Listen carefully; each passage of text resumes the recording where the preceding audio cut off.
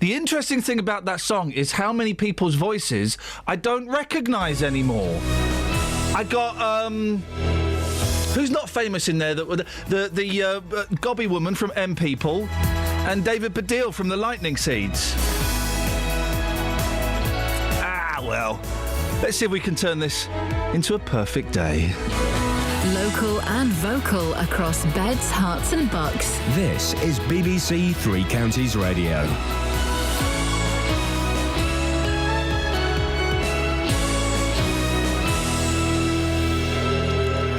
It's 6 o'clock. I'm Simon Oxley. The headlines: Beds Police Commissioner says referendum was the right thing to do.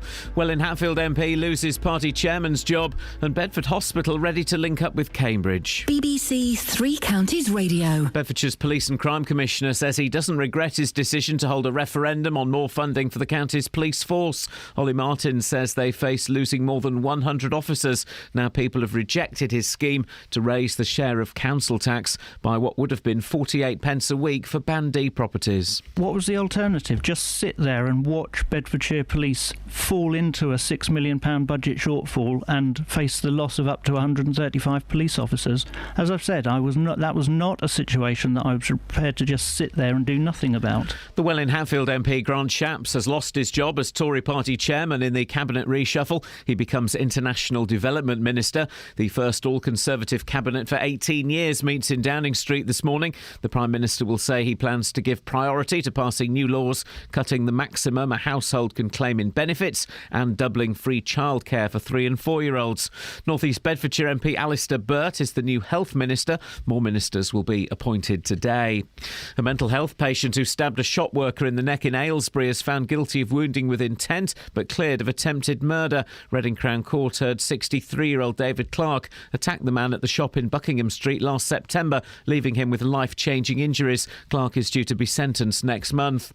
The newly re-elected MP for Bedford says he's committed to ensuring a future for the town's hospital by working in partnership with Addenbrooke's in Cambridge. In March, it was announced that health services in Bedfordshire are facing a record deficit of £40 million by the end of the year. Richard Fuller says doctors want to see the alliance happen. Doctors here have come to the conclusion, and I agree with them, that an alliance with Addenbrooke's is the right combination for Bedford. It's my job now to support them and make sure that the Department of Health and the Secretary of State for Health hears that message and enables us to make that alliance happen.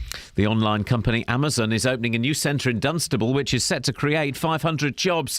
It's at Prologis Park in Boscombe Road and is due to open in the autumn. The company says recruitment will start immediately. Amazon already operates sites in Hemel Hempstead and at junction 13 of the M1.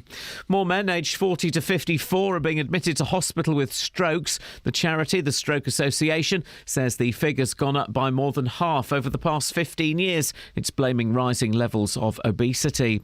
In sport, Kevin Peterson has been told he will not be recalled by England despite scoring a career-best 326 not out for Surrey yesterday.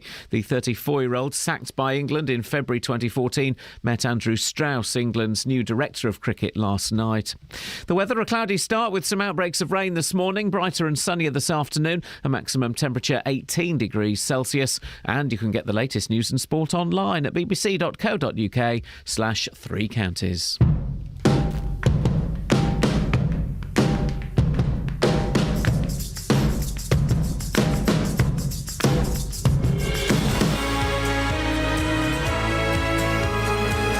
Apparently, Simon has written in his contract he's allowed to play a 10-second, drum solo at the end of every bulletin, and that's...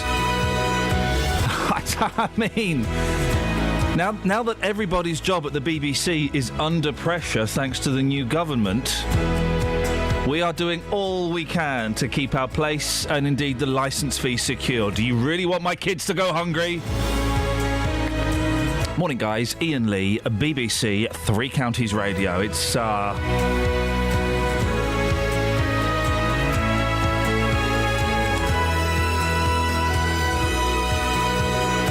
That's better. I'm going deaf. I have to have the headphones like mega loud and stuff, isn't it? Let's have a look and see what's on the show today. Ah, yes, okay. On the show today, no police. Some scoins. Lots of Justin Dealey covered in butter. finger-licking good. Yep, that's it. That's it. Across beds, hearts and bucks. This is BBC Three Ooh, Counties. yeah. Are you naked if you've got paint on you? That's the question in the rabbit hole this morning. 08459 455 555. We're also, and I don't think I made this clear last week, it's the All-Star Request Hour. So any time between 6 and 7 when we're down the rabbit hole, you can phone up and say, I want to hear that old man who's since passed away talking about his favourite squashed vegetables. I like a mushy pea. Or you can phone up and say, I want to hear a woman talking about the time she saw a panther. What happened? Run for your life. 08459 455 555. Or maybe I want to hear that illegal immigrant talking about breasticles. So boobs is not news. It's up to you. You can call for any of If them. it's only a few pence a week, then Hang on. the central government should pay. Well, hang on. Oh, well, that's... Who? Hang on a minute. Oh, blimey. Oh, God. I was being all smooth then. Hang on a minute. That wasn't the Ramones. Hang on. This is the Ramones. Hang on. Get rid of Diana Ross. If only we could. I'm not in any way advocating the murder of Diana Ross. Just, I should make that clear. OK? I'm not... but, no. I'm not.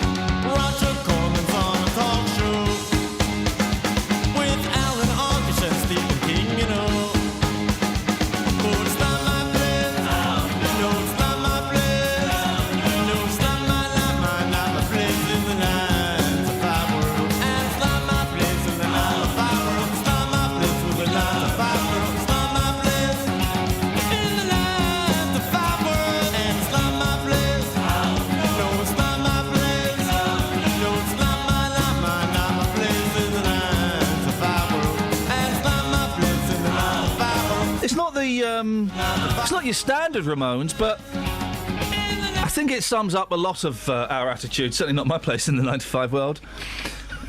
Thank you, Paul. My place is in the 6 to 9 world. On BBC Three Counties Radio. We won't be here in 6 months' time. No, we'll be in Dunstable. Oh, yeah, that's it. Well, yeah. Let's see. Now, the people of Bedfordshire have said no to paying more council tax for more police officers. The county's police and crime commissioner I won't read it as it's written, I'll read it in English. The county's Police and Crime Commissioner, Ollie Martins, said the additional money would pay for 100 extra officers. But over 69% of those who voted didn't like the idea, and it's been rejected. Political reporter Paul Scoins, you were at the count yesterday. It was bad, but we knew it was going to be bad.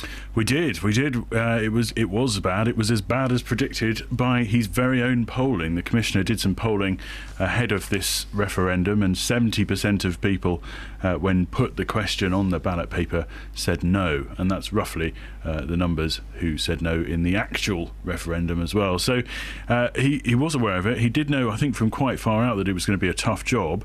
He wasn't allowed to campaign. Was he not? No, not to the same extent that you would expect politicians to be able to go and do. He's constrained by the rules.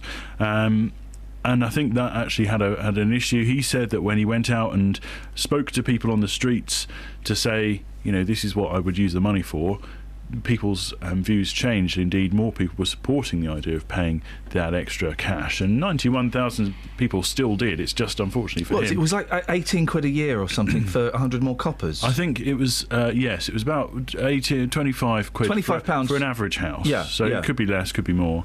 It was about 7 pence a day. That was how it was. Several people have said that the question was maybe not quite as straightforward as it could have been, and perhaps not as clear as it could have been. Again, that's down to the restrictions in place. He couldn't have worded the question any differently for him. Unfortunately, as he says, it was a straight question saying, do you want the council tax in Bedfordshire, police part of the council tax, to go up by 15.8% or 2%? And when faced with that in difficult economic times, what do you expect people to go for? So that's what he was left with. We've got a clip here of some people who were voting in this referendum and which way they ended up going. I think if it's only a few pence a week, then central government should pay. I think any public services can do with more money. And here we got a vote to say yes or no. We said yes. Yes, I did vote, and I voted no. Really for the same reasons. I think we pay enough council tax and taxes in general. Is he? Ollie Martins, coming in later on, has had a string of, let's put it politely, embarrassments. Some could say a bit more. He's had investigations. He's said things to people that he shouldn't have said. And now this. Is Ollie Martins out of his depth? Ooh. I don't. This is the first time that this role has ever been created. So he's always breaking new ground, as all of these PCCs are. They're all breaking new ground. That's an interesting way of describing getting soundly voted down and having investigations. He said that this was the only way that he could raise the money. The money isn't coming from central government. Central government are saying you've got to do more to save money around the edges. You've got to do more collaboration. He says, well, we're already doing lots of collaboration with other forces. They merged their major crime unit, they've merged their forensics unit, they share their air services, they share their dog services. David Cameron has said that Beds Police is one of the best funded in the country. Well, not according to the statistics I've seen. If you look at the amount of crimes taking place in the county versus the amount of funding that the county force gets, it is disproportionate. You look at the crimes that happen in Bedfordshire in terms of the numbers, they're up there with the Metropolitan Force, higher in some cases than Birmingham, Manchester. You look at the amount of money they're getting proportionate to those crimes, and it's way down. Here's the thing. You're right. How long have we had PCCs? 2 years? It's 2012, wasn't it? End of 2012. Okay, so 2.5 years. And this is a new job. This is a new role. Here's the thing. Is Ollie Martins a naive fool, or is he a trailblazer? Because a lot of people were watching this referendum. A lot of other PCCs and other police forces were watching this referendum to see which way it went. Absolutely. It was the first of its kind. And in 2011, the coalition brought in a rule whereby if you wanted to raise the council tax above a certain percentage, which was set every year by Eric Pickles, you would have to put it to a referendum. And it was set at 2% this year. And Ollie Martin says, well, if I was to do that at 2%, the minimum I was allowed to increase it by, that won't fund anywhere near the amount of officers I need to do the sort of investigative work for historic child abuse cases, to investigate cybercrime, which is really one of the biggest crimes we are now facing. Yep. It funds terrorism, it funds, really nasty things. Only a couple of weeks ago, we had Sir Hugh Ord, who's the former chief of the Association of Chief Police Officers, someone who you would think knows what he's talking about, saying that if this money doesn't come through, that the force's ability to fight things like terrorism is going to be compromised. We've had a statement from the police yesterday from the Deputy Chief Constable, John Butcher, saying Bedfordshire Police supports the brave decision of the Police and Crime Commissioner to ask the electorate for extra funding. The rules meant he couldn't campaign, he couldn't properly explain the justification, and we suffer from an outdated funding formula that doesn't give us with a fair amount of funding. They are in a position, I wouldn't say unlike any other force, because there are other rural forces who are funded, tightly as well, but it doesn't, look good for them. They have a difficult situation. OK, Paul, listen, thank you very much. We're talking to Ollie Martins later on. Can we get you back just after 1:30? You all right? Yeah. We'll play What's the Story Morning Glory. Oh, I like that. We'll also get your Eurovision countdown update. Oh. But before you go, one question. The election result, Tory majority, you happy with the outcome? I'm happy to be here, Iain. Travel news for beds, cards and bugs. BBC Three Counties Radio. It's already looking busy on the North Orbital Road at the M25 junction 21A roundabout, but it's still looking quiet so far on the M25 on the CCTV cameras. In Beaconsfield on the A40 London Road, there's a lane closed because electricity works going on at the Piebush roundabout. And in Milton Keynes on the A421 Standing Way, there's still roadworks going on at the Kingston roundabout, so expect delays there as it gets busy later on. No reports of any delays so far on the trains. Samantha Bruff, BBC Three Counties Radio. Thank you very much. Paul, we finished now. OK.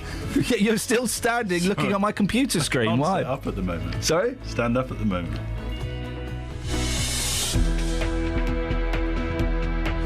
6:17. It's great to know that the staff here are so keen, and let's hope that the government remember that when they're discussing paying the licence fee, for crying out loud. 6:17. It is Tuesday, the 12th of May. I'm Iain Lee. These are your headlines on BBC Three Counties Radio. Bedfordshire's Police and Crime Commissioner says he doesn't regret his decision to hold a referendum on more funding for the county's police force. The Welwyn-Hatfield MP, Grant Shapps, has lost his job as Tory party chairman in the cabinet reshuffle. He becomes International Development Minister. And the newly re-elected for MP for Bedford says he is committed to ensuring a future for the town's hospital by working in partnership with Adam Brooks in Cambridge. 08459 455 555. You can phone up and request your favourite clips. BBC Three Counties Radio.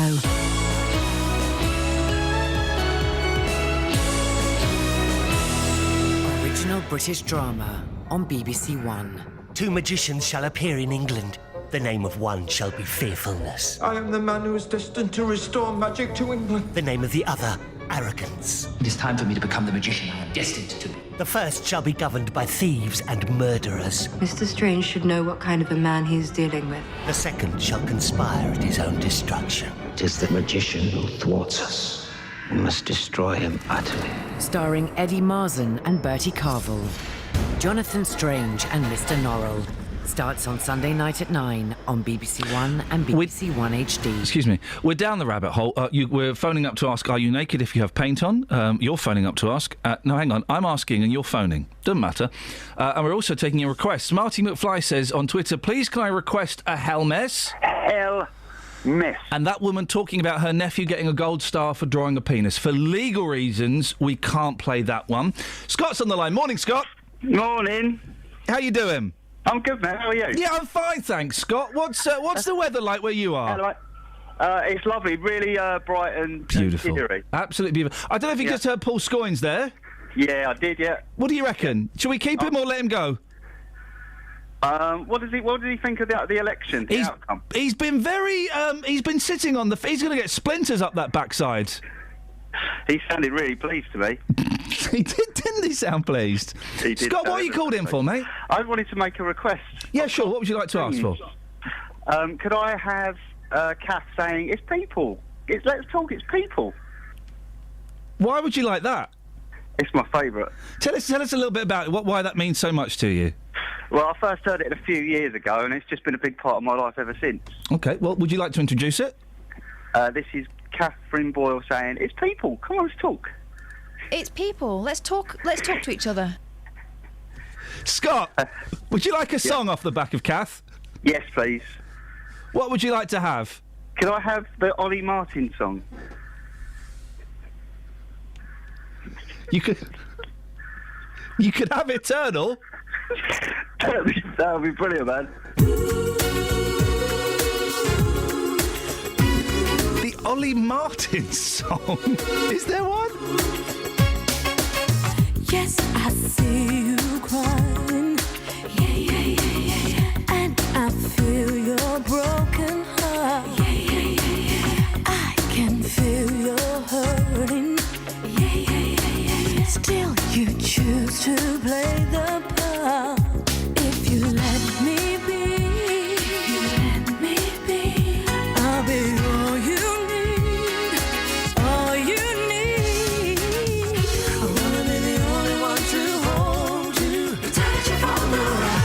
I wanna be the only one to soothe you, erase all the past. I wanna be the only one to love you over again. I wanna be the only one, the only one I am. Now you deserve a mansion. My Lord, you do. You can have the best of life. With all this, I'll give you a pure love that gold can't buy. If you take a chance, I'll be worth the chance, worth the chance. Oh, I wanna be the only one to hold you, touch you from the right. I wanna be the only one to soothe you, erase all the past. I wanna be the only one to love you over again. I wanna be the only one, the only one. If you let me be,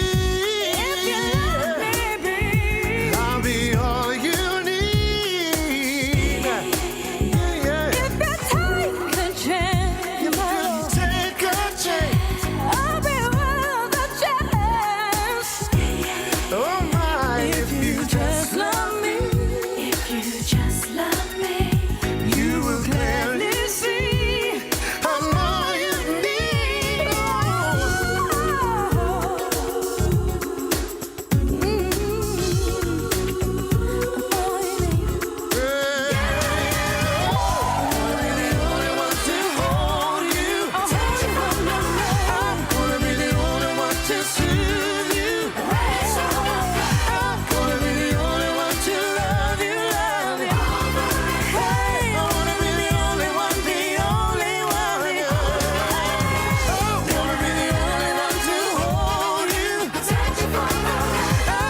It's people. Let's talk, it's people. Yes, I wanna be the only one to love you. Hey, I wanna be the only one, the only one. I wanna be the only one, the only one. Oh, I wanna be the only one, the only one. It's people. Let's talk to each other. Oh, get a room, you two. Get a room. I like Eternal, and I don't care what anyone says. I like Eternal. Louise Nerdy. Remember the first time I saw Eternal? It was on the telly. And what was the first song they did, Matt? What was the first song they did? I just said it.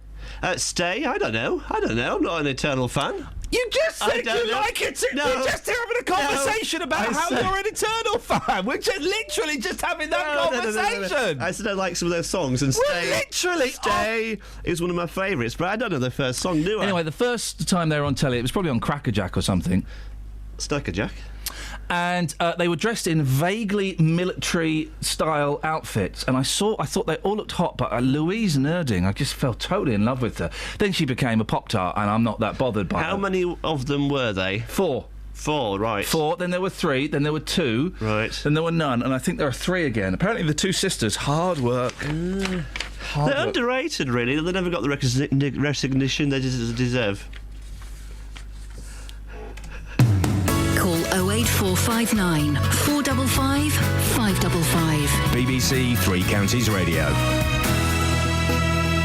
Yes, mate. Yes, you did. I said recognition. Now, it's the recognition. Now, a mother and daughter from Watford have pleaded guilty to fraudulently claiming, get this, guys, over £200,000 in benefits.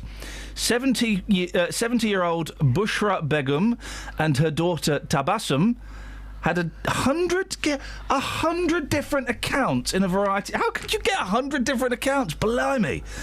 The multiple fraud was uncovered by Watford Borough Police. Matt Lockwood has got more. Matt, this is an astonishing case. 2 women, hundreds of thousands of pounds. Incredible. Indeed this is.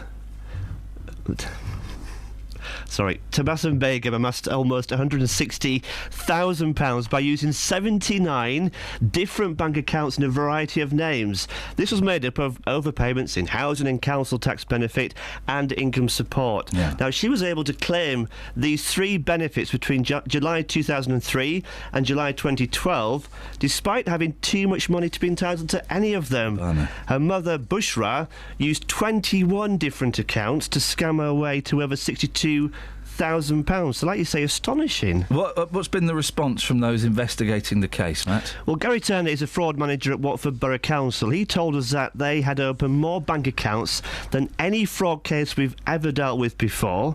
In terms of the financial investigation, it was a lot more time-consuming than most fraud cases we deal with.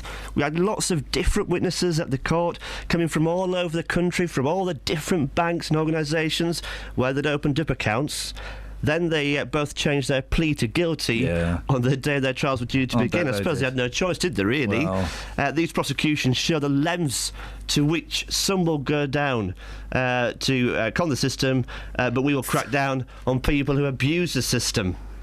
And when will the pair be sentenced? Well, last month, Tassum pleaded guilty to 3 counts of theft and 1 count of fraud at St Albans Crown Court. Bushra pleaded guilty to 4 charges of dishonest representation for obtaining benefit, and the pair will be sentenced at St Albans Crown Court on Friday the 26th of June. What's your biggest fear, Matt?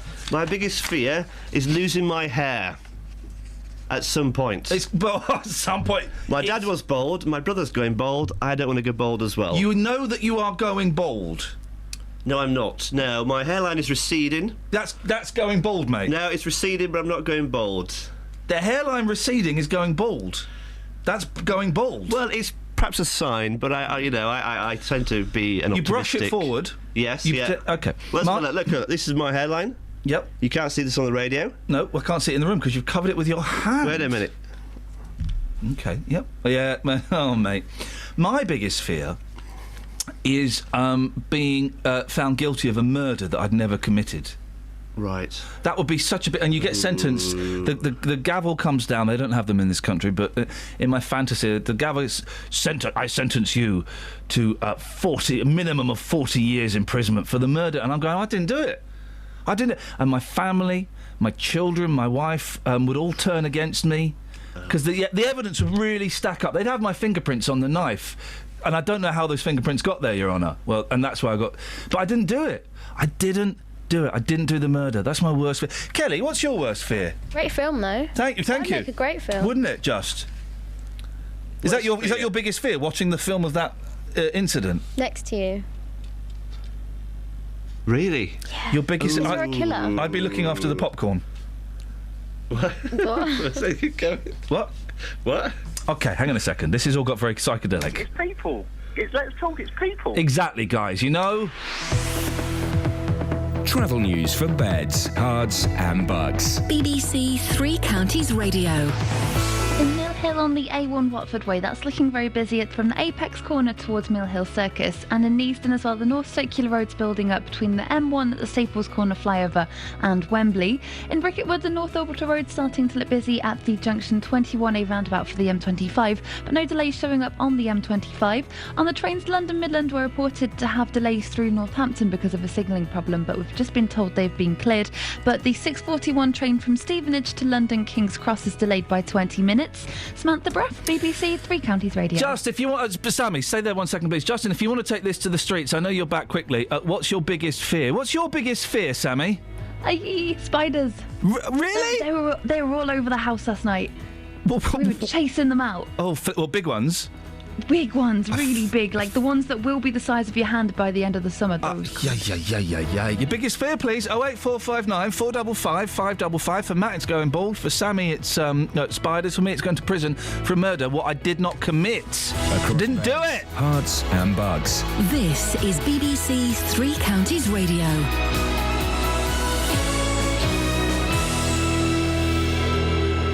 It's 6:30. I'm Simon Oxley. Bedfordshire's Police and Crime Commissioner says he doesn't regret his decision to hold a referendum on more funding for the county's police force. Ollie Martin says they face losing more than 100 officers. Now people have rejected his scheme to raise the share of council tax. The Welwyn Hatfield MP Grant Shapps has lost his job as Tory party chairman in the cabinet reshuffle. He becomes International Development Minister. And the newly re-elected MP for Bedford says he's committed to ensuring a future for the town's hospital by working in partnership with Addenbrooke's in Cambridge. Three Counties Sports. BBC Three Counties Radio. Kevin Peterson has been told he will not be recalled by England despite scoring a career-best 326 not out for Surrey yesterday. The 34-year-old, sacked by England in February 2014, met Andrew Strauss, England's new director of cricket, last night. Here's Jonathan Agnew. What an irony. The very evening Peterson scores a triple century and his highest score in first-class cricket, he's told once again that he won't be chosen for England. In truth, it's not a surprise and only became an issue when the incoming chairman Colin Graves appeared to signal the possibility of a return. Peterson has certainly scored the runs, but for those who decided his time with England was over, his ability was not the issue. But you can only admire the tenacity of a man who, knowing this meeting was scheduled and surely what its outcome was likely to be, scored 326. Not out. In last night's Premier League game, Arsenal lost 1-0 at home to Swansea. It's the first time Arsene Wenger's side have lost in the Premier League in 3 months. It's unlucky, I believe, and undeserved against a team you only defended with so many chances. And we are very disappointed because I think we made a big mistake at the back on the goal. But overall, the quality of our game was better and better. In the second half, it was very good quality. We couldn't finish well our chances. In the end, we paid for it. Swindon are through to face Preston in the League One playoff final after a 10-goal thriller against Sheffield United. It finished 5-5 to send Swindon through 7-6 on aggregate. The Wycombe striker Paul Hayes has told Three Counties Sport he will be fit for Thursday's playoff semi-final second leg against Plymouth. Hayes was injured in the first leg after scoring the opening goal, but says he'll be fine. No, it's just a precaution. You know, it looked nasty, but, you know, you take some knocks and stuff in a game sort of thing. But, no, it was just obviously just a, you know, precaution, obviously, people have to do sort of thing. I'm fine. BBC Three Counties News and Sport. The next full bulletin is at 7.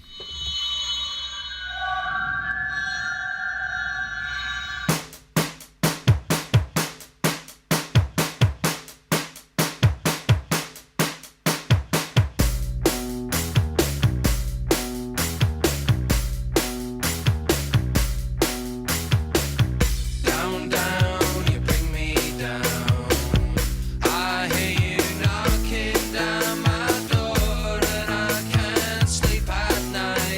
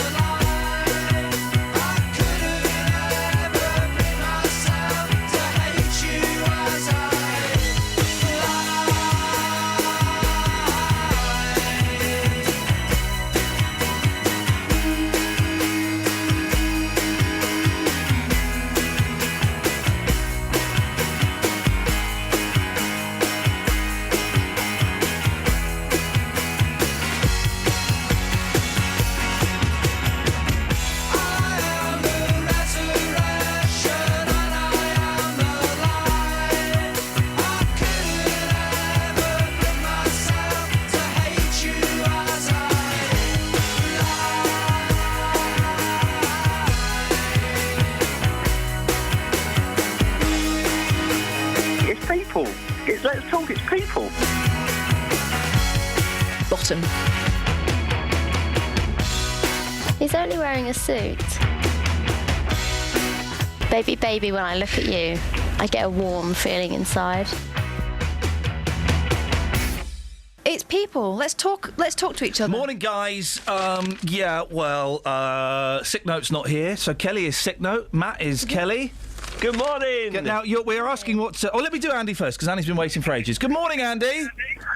Good morning, Ian. What you got for us, fella? Apart from a bunged-up nose, it sounds like. Are you all right, my love? Bit of hay fever, mate. A bit of what?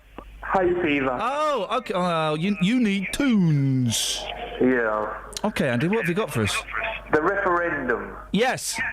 I don't think it should have been held. Why? It only costs about £650,000. I know, that's the point. Ah. And also, there's several reasons. One is that if the police were able to raise the council tax for their purposes, why not other government departments? You're worried it would have set a bad precedent? It would. And also, if they had been successful and they got all these extra officers, what about the knock-on effect of every other department that is in the criminal justice system, such as the courts, the probation service? Hang on, are you saying that you don't want more police officers? Well, I don't if they're going to raise the arrest level.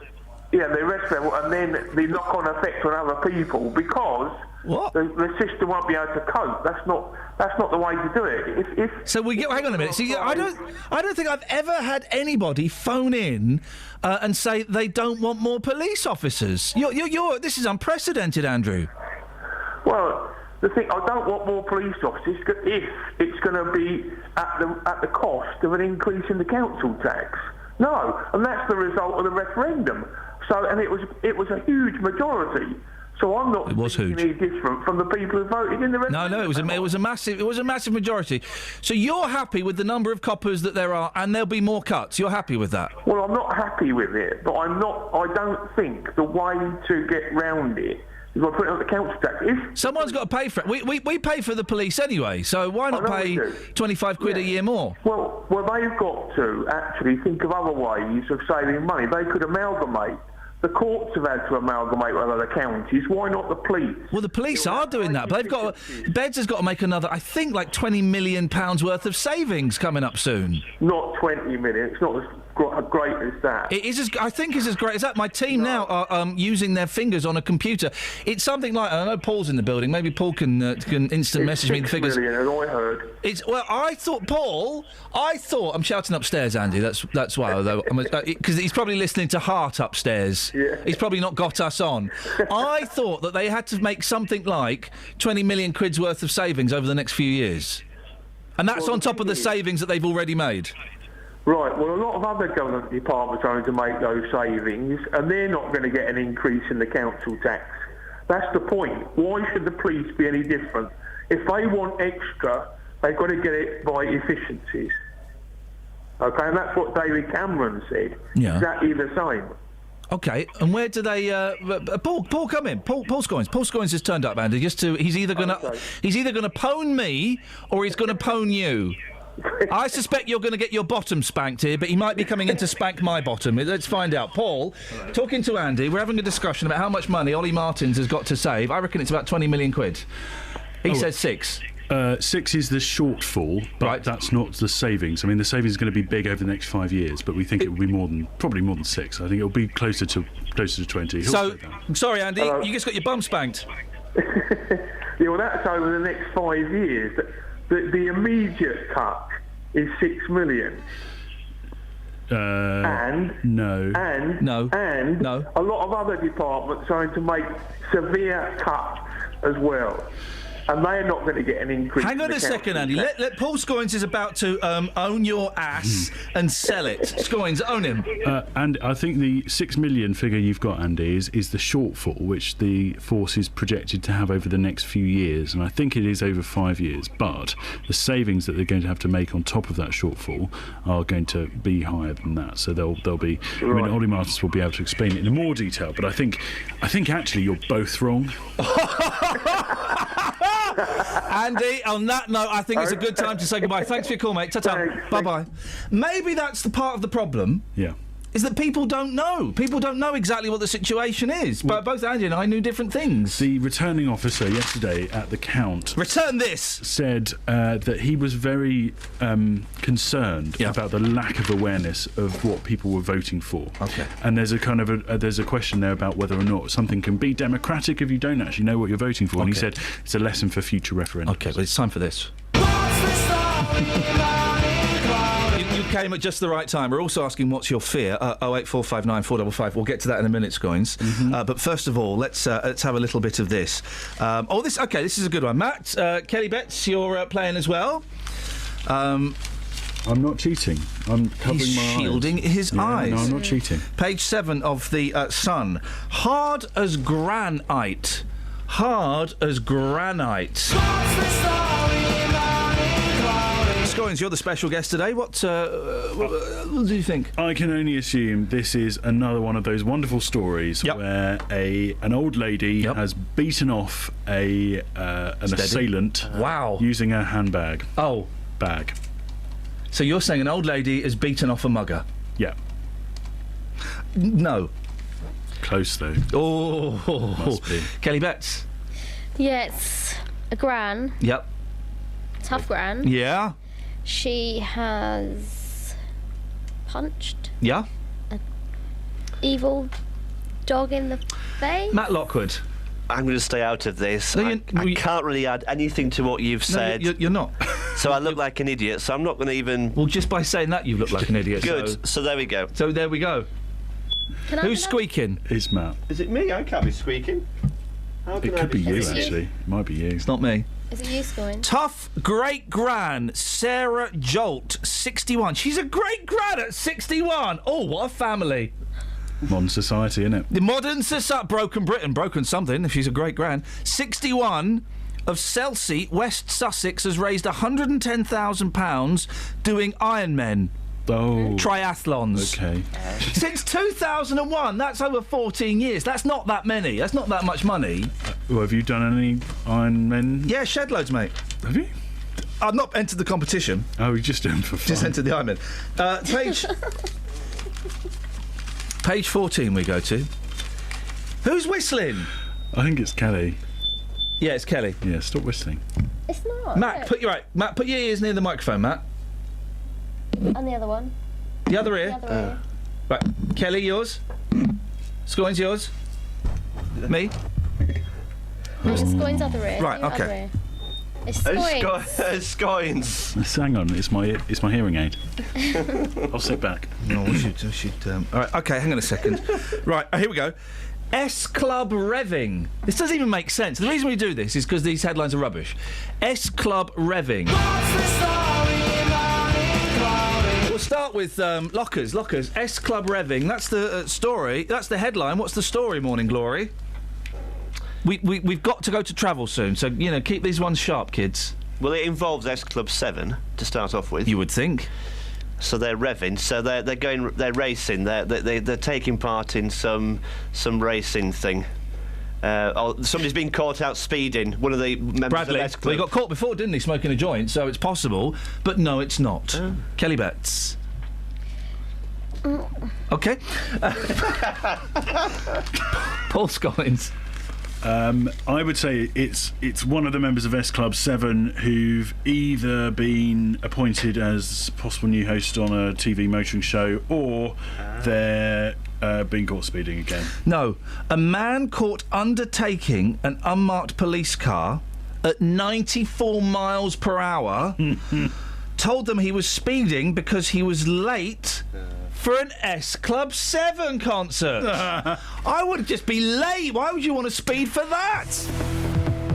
Travel news for beds, cards and bugs. BBC Three Counties Radio. On the M25, it's been closed clockwise between junction 24 for Potters Bar and 25 for Enfield. It's because of a broken down lorry which has a big trailer carrying a crane that's broken down, but it's being removed at the moment, which is why the traffic's being held. On the M1 southbound, it's busy from junction 10 for Luton Airport to 9 for Redbourne, and in Milton Keynes on the A509 there's roadworks at the M1 junction 14 for Milton Keynes by the Northfield roundabout, so that could cause some delays. On the trains, the 6:53 service from Welwyn Garden City to London King's Cross is delayed by 20 45 minutes. There are some possible delays into King's Cross on the train departure boards this morning. Samantha Bruff, BBC Three Counties Radio. Sammy, thank you. If you got paint on you, are you naked? What's your fear? And we're still taking requests in the All-Star Request Hour. 08459 455 555. What clips would you like to hear? 6:46, we'll have the weather in a second, but right now, these are your headlines on BBC Three Counties Radio. Bedfordshire's Police and Crime Commissioner says he doesn't regret his decision to hold a referendum on more funding for the county's police force. The Welwyn-Hatfield MP, Grant Shapps, has lost his job as Tory party chairman in the cabinet reshuffle. And the online company Amazon is opening a new centre in Dunstable, which is set to create 500 jobs. Let's get the weather. Here's Kate.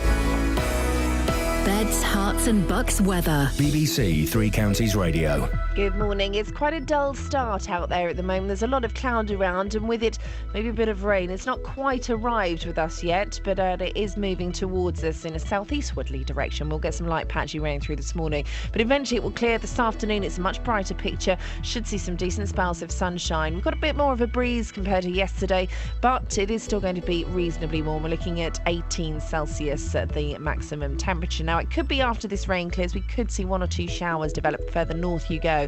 So don't be surprised if you run into those this afternoon, but that breeze will push them through. Overnight tonight, we've got a really nice end of the day actually with some sunshine, but when the sun sets, a ridge of high pressure builds in, so the sky clears. Temperatures are dropping right down. Quite a chilly night for May, and temperatures down in the countryside could get down to around 3 or 4 Celsius, so it's possible in the prone spots we may get a sparkle or two of grass frost tomorrow morning. For tomorrow, chilly start, but another fine day. Plenty of sunshine around tomorrow. Reasonably warm, but we've picked up a northeasterly breeze. Not very strong, but it will feel cooler. 16 Celsius, 61 degrees in Fahrenheit, and that's your forecast. Nick Coffer on BBC Three Counties Radio. Every day it's not just about great music and great conversation. I'll get a bit technical here. It's about local experts helping you across Beds, Hearts and Bucks. So what we're talking about then is capital gains tax potentially on the portion of the property that they directly own. On finance, relationships. But look at the way that you have contributed to this situation. Health. When you have a cough, which can seem quite innocuous in this way, but just irritating. Asthma is something that we would think of. Your pets. Particularly if your dog is a border collie cross, it will be epilepsy. And even law. You still cannot say, Judge, you have to stick to this, but the judge's approach now is going to be, why shouldn't we? Local advice for local people. Nick Coffer, weekdays from 12 on BBC Three Counties Radio. Got some texts, Betsy? I have. There we go. Tony has a question for the rabbit hole. Good morning, Tony. He says, "Good morning, sir. Good morning, sir." Do you know how to break a body clock? I'm on leave for a few days and my body clock still wakes me up at the shy light hours. Yeah. No work, but still waking up early. Any ideas how to fix it? Yeah, I can fix it, mate. You've got to reset it. You've got to stay up late and watch a film. You've just got to stay up late and work through, and then when you wake up at 4 o'clock in the morning, you go, "No! I'm not doing it!" And you lie there and you'll go back to sleep. It'll take you 2 days. Next. Okay. That's it.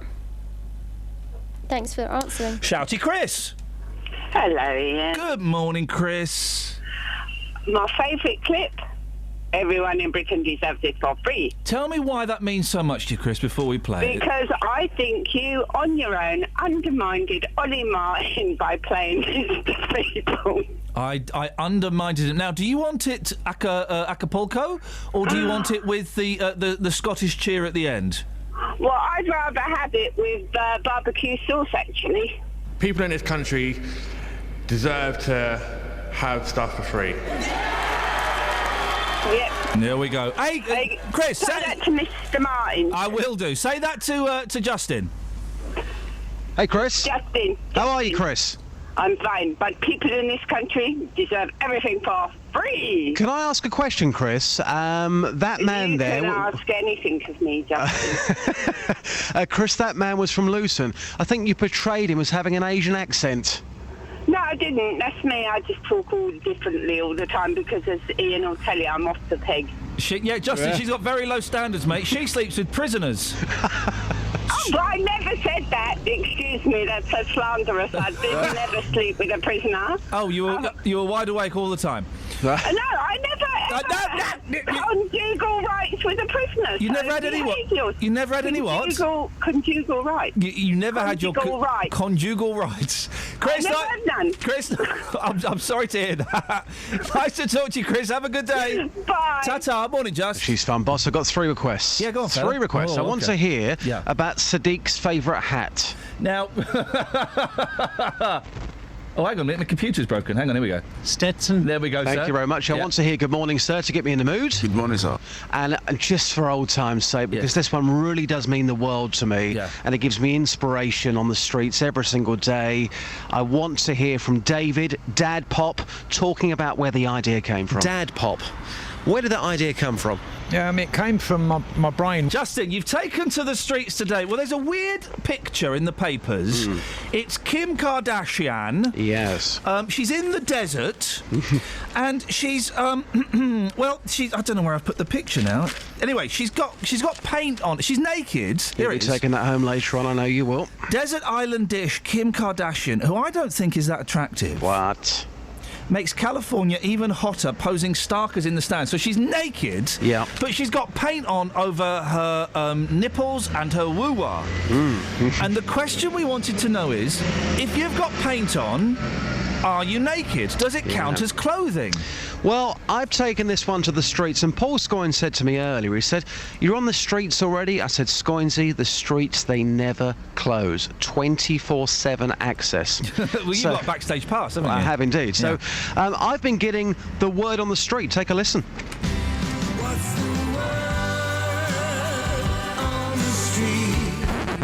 There's Kim. What do you think? Nice. Ever tried that? No. Just asking. You're naked. Yeah, if you haven't got clothes on, you're still naked. But if you look like that, I'd do it. Sorry to disturb. Who are you talking to there, boss? My manager, please. Oh, your manager. Does your manager think that Kim Kardashian is still naked, even though she's wearing body paint? You can talk to him, not me. Hello. Hello there, my name's J-Dog, I'm from Three Counties Radio. We're asking the question this morning. Kim Kardashian has had her latest photo shoot in the desert. She's wearing nothing apart from body paint. Is she still naked, yes or no? Thank you very much. Cheers, guys. All right, bye. Are you still naked if you're wearing body paint? Ask it again, please. Are you still naked if you're wearing body if you're wearing body paint? Possibly not, if it's strategically placed. That's a great answer. Thanks very much. There are some real philosophers out there, Justin. Real philosophisers. Yeah, absolutely. Variety out there. We're about to close the All-Star Request Day. Got another 5 minutes. 08459 455 555. We're going to finish the question on the paint. What we can take into the next hour, though, Justin, and I can't remember where this came from, but people's biggest fears. My biggest fear is to be sent to prison for 40 years for a murder I didn't commit. Because everyone in prison is innocent. It wasn't me, Gov. It wasn't me. And I'd be saying that and go, yeah, sure. And I reckon it would take about 12 years for me to accept I was going to be stuck in prison forever. It's a great answer. What's your biggest fear, Just? My biggest fear is probably work-related, actually, and the fear of going back to a completely normal job. Well, I think I'm very lucky to be doing what I'm doing. You say that, Justin, now that the Tories are in power, you know, that's kind of possible. Yeah, but that's a big fear. I always think to myself, do I want to wake up in the morning and think, I don't want to get on that train, I'm going to hate every single second. That's a big fear of mine. Ask it again, please. Kelly's got a good one. Go on, Kelly, before we send Justin off, what's yours? Have you got any scary music? Yes, mate, I've got plenty of scary music. That's like the Halloween theme or something. If only. My biggest fear is porcelain dolls coming to life. Terrifying, eh, Just? Wow. Speak to you in a bit. Scary. Thank you. Ta-ta. Bye. That is off the scale. She ain't got no money, her clothes are kind of funny, her hair is kind of wild and free. Oh, boy, love grows where my rosemary goes, and nobody knows like me. She talks kind of lazy, and people say she's crazy, and her life's a mystery. Oh, but love grows where my rosemary goes, and nobody knows like me.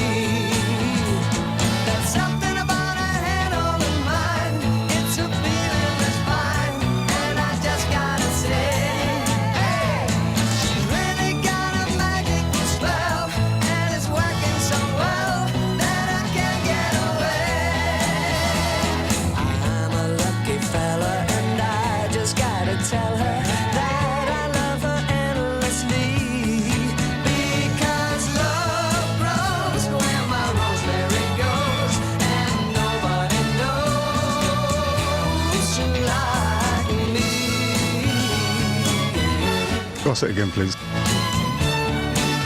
It's people. Let's talk, it's people. Kennedy.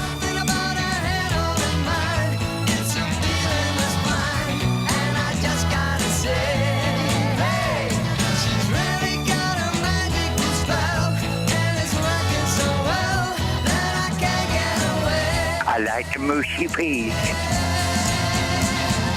I'm a lucky fella, and I just gotta tell her that I love her endlessly. Because love grows where my rosemary goes, and nobody knows like me. Oh, guys, what a great first hour.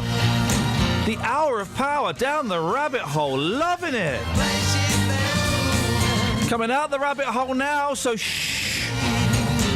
Let's not mention the requests or the body paint. We'll carry on the biggest fears. 08459 455 555. Lots of you as well seem to be quite angry with Ollie Martins for spending, what, £650,000 or thereabouts on a referendum asking whether you want to spend a bit more money on having more coppers. Andy's the only person I think I've ever spoken to who doesn't want more, apart from burglars, who doesn't want more coppers. 08459 455 555 is the phone number. Oh, Kelly, we've got about 20 seconds to do some texts, if we've got any. Travel news for beds, cards and bugs. BBC Three Counties Radio. On the M25, there's a lane closed clockwise between junction 24 for Potters Bar and 25 for Enfield because of fuel spillage after a lorry broke down carrying a crane earlier. It's being towed away, so there's just one lane closed at the moment, but it's also causing it to be slow anti-clockwise between junction 25 for Enfield and 24 for Potters Bar as people look over. In Bricketwood, on the North Orbital Road, that's busy at the M25 junction 21A roundabout, and it's also slow southbound on the A1M at junction 7 for Stevenage. On the trains, there seem to be delays between Peterborough and London King's Cross of around 25 minutes and some cancellations too. Samantha Bruff, BBC Three Counties Radio. Sammy, thank you very much. Kelly, any texts that apply to the rabbit hole that we need to get out of our systems now? Actually, no, because we're taking it over, so no. Oh. I'll tell you after 7. All right, fine. In that case, stay tuned. That's called a teaser. Well, not the most exciting tease. Kelly's going to read a text, probably not going to get us that many more listeners via the Radar Diary system, but... Oh, yeah, tick your diaries now. Right, that's it, guys. We're out of the rabbit hole. Shh. This hour never happened, all right?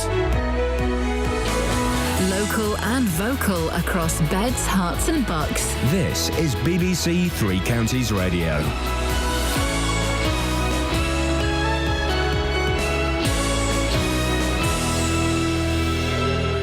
It's 7 o'clock. I'm Simon Oxley. The headlines: Police Commissioner says Bedfordshire could be the weak link in the nation's security. Welwyn Hatfield MP loses Tory party chairman's job, and Amazon creating 500 new jobs in Dunstable. BBC Three Counties Radio. Bedfordshire's Police and Crime Commissioner says the county could become the weak link in the nation's security after the public rejected his plans to charge more council tax to fund more officers. Ollie Martin says he doesn't regret his decision to hold a referendum, but is warning of the consequences of the no vote. We are heading into uncharted territory with the possible loss of 135 more officers. That is 12% of our strength. That will mean that we're policing the county with well under 1,000 police officers. Bedfordshire may be a weak link in actually the whole country's security. The Welwyn Hatfield MP Grant Shapps has lost his job as Tory party chairman in the cabinet reshuffle. He becomes International Development Minister. The first all-Conservative cabinet for 18 years meets in Downing Street this morning. The Prime Minister will say he plans to give priority to passing new laws, cutting the maximum a household can claim in benefits and doubling free childcare for 3 and 4-year-olds. North East Bedfordshire MP Alistair Burt is the new Health Minister. More ministers will be appointed today. The online company Amazon is opening a new centre in Dunstable which will create 500 permanent jobs. It's at Prologis Park in Boscombe Road and is due to open in the autumn. The company says recruitment will start immediately. Amazon already operates sites in in Hemel Hempstead and at Marston Gate in Bedfordshire by junction 13 of the M1. The newly re-elected MP for Bedford says doctors want to save the town's hospital by working in partnership with Addenbrooke's in Cambridge. In March, it was announced that health services in Bedfordshire are facing a record deficit of £40 million by the end of the year. Richard Fuller says an alliance with Addenbrooke's is the best solution. I think that will provide the best way the Bedford Hospital can secure its long-term future, drawing on the clinical expertise of Addenbrooke's but delivering the care here locally in Bedford. A mental health patient who stabbed a shop worker in the neck in Aylesbury has been found guilty of wounding with intent but cleared of attempted murder. Reading Crown Court heard 63-year-old David Clark attack the man at the shop in Buckingham Street last September, leaving him with life-changing injuries. Clark is due to be sentenced next month. More men aged 40 to 54 are being admitted to hospital with strokes. The charity The Stroke Association says the figure's gone up by more than half over the past 15 years. Dr Dale Webb is from the charity. We think the main reason are changes in lifestyles. People having food with too much sugar and salt and fats, but also people moving around less and being less physically active than they need to be. These things are important because they increase our blood pressure, which we know is one of the key risk factors for having a stroke. In sport, Kevin Peterson has been told he will not be recalled by England, despite scoring a career-best 326 not out for Surrey yesterday. The 34-year-old, sacked by England in February last year, met Andrew Strauss, England's new director of cricket, last night. The weather, a cloudy start with some outbreaks of rain this morning, brighter and sunnier this afternoon, a maximum temperature 18 degrees Celsius. And you can get the latest news and sport online at bbc.co.uk/Three Counties. Thank you, Simon. Morning, Iain Lee, BBC Three Counties Radio. What a silly job. It's a silly job, isn't it? I'm really tired, it's just hit me. Because I've been up since, I was going to say 5 to 4. I didn't get up until 16 minutes past 4 today. I was just lying in bed talking to the cat and thinking, I don't want to go up. Busy show, though. No police, some scoins, and way more Justin Dealey than anybody could handle. 08459 455 555. Across beds, hearts and bucks. This is BBC Three Counties Radio. The people of Bedfordshire have said no to paying more council tax for more police officers. The county's Police and Crime Commissioner, Ollie Martins, said the additional money would pay for 100 extra officers. But over 69% of those who voted didn't like the idea and it was booted out. Andrew Sir Lewis, the Conservative MP for South West Bedfordshire, joins us now. Morning, Andrew. Good morning. Nice to be with you. No, thanks very much for joining us. What did you make of the result? Well, I think we obviously have to respect it, and it was a significant extra increase, and I understand people didn't want more money taken out of their pockets, and I think people were irritated that the money was already being taken before their permission had been asked in this referendum. Personally, I would very much like to have seen those 100 extra officers in Bedfordshire there. The money being taken out, that was just kind of the way that the budgeting system worked. That wouldn't have affected the result necessarily, would it? Well, I think it did, because the emails I was getting, people, A, they thought it was a very big increase. You know, B, they hadn't really been told about it beforehand and didn't really understand what it was for. And C, they were irritated that the money had already come out in April and I think May as well from their bank accounts in most cases before the referendum. I think if you're going to ask for a very big rise, you have to make the case and you have to make it in good time. And maybe if we'd had this referendum earlier, perhaps for the rise to come in a following year, maybe it would have come through. I mean, I think I only saw one leaflet explaining it on the community notice board in Wilkinson's in Dunstable. You know, there was very little publicity about why we needed it, what the money was going to go on, and also the wider issue of the fact that Bedfordshire Police is actually quite unfairly funded because of something called damping, which means that we don't get all the money that the national funding formula for the police says we should have, which is personally why I would have very much liked to have had those 100 extra officers.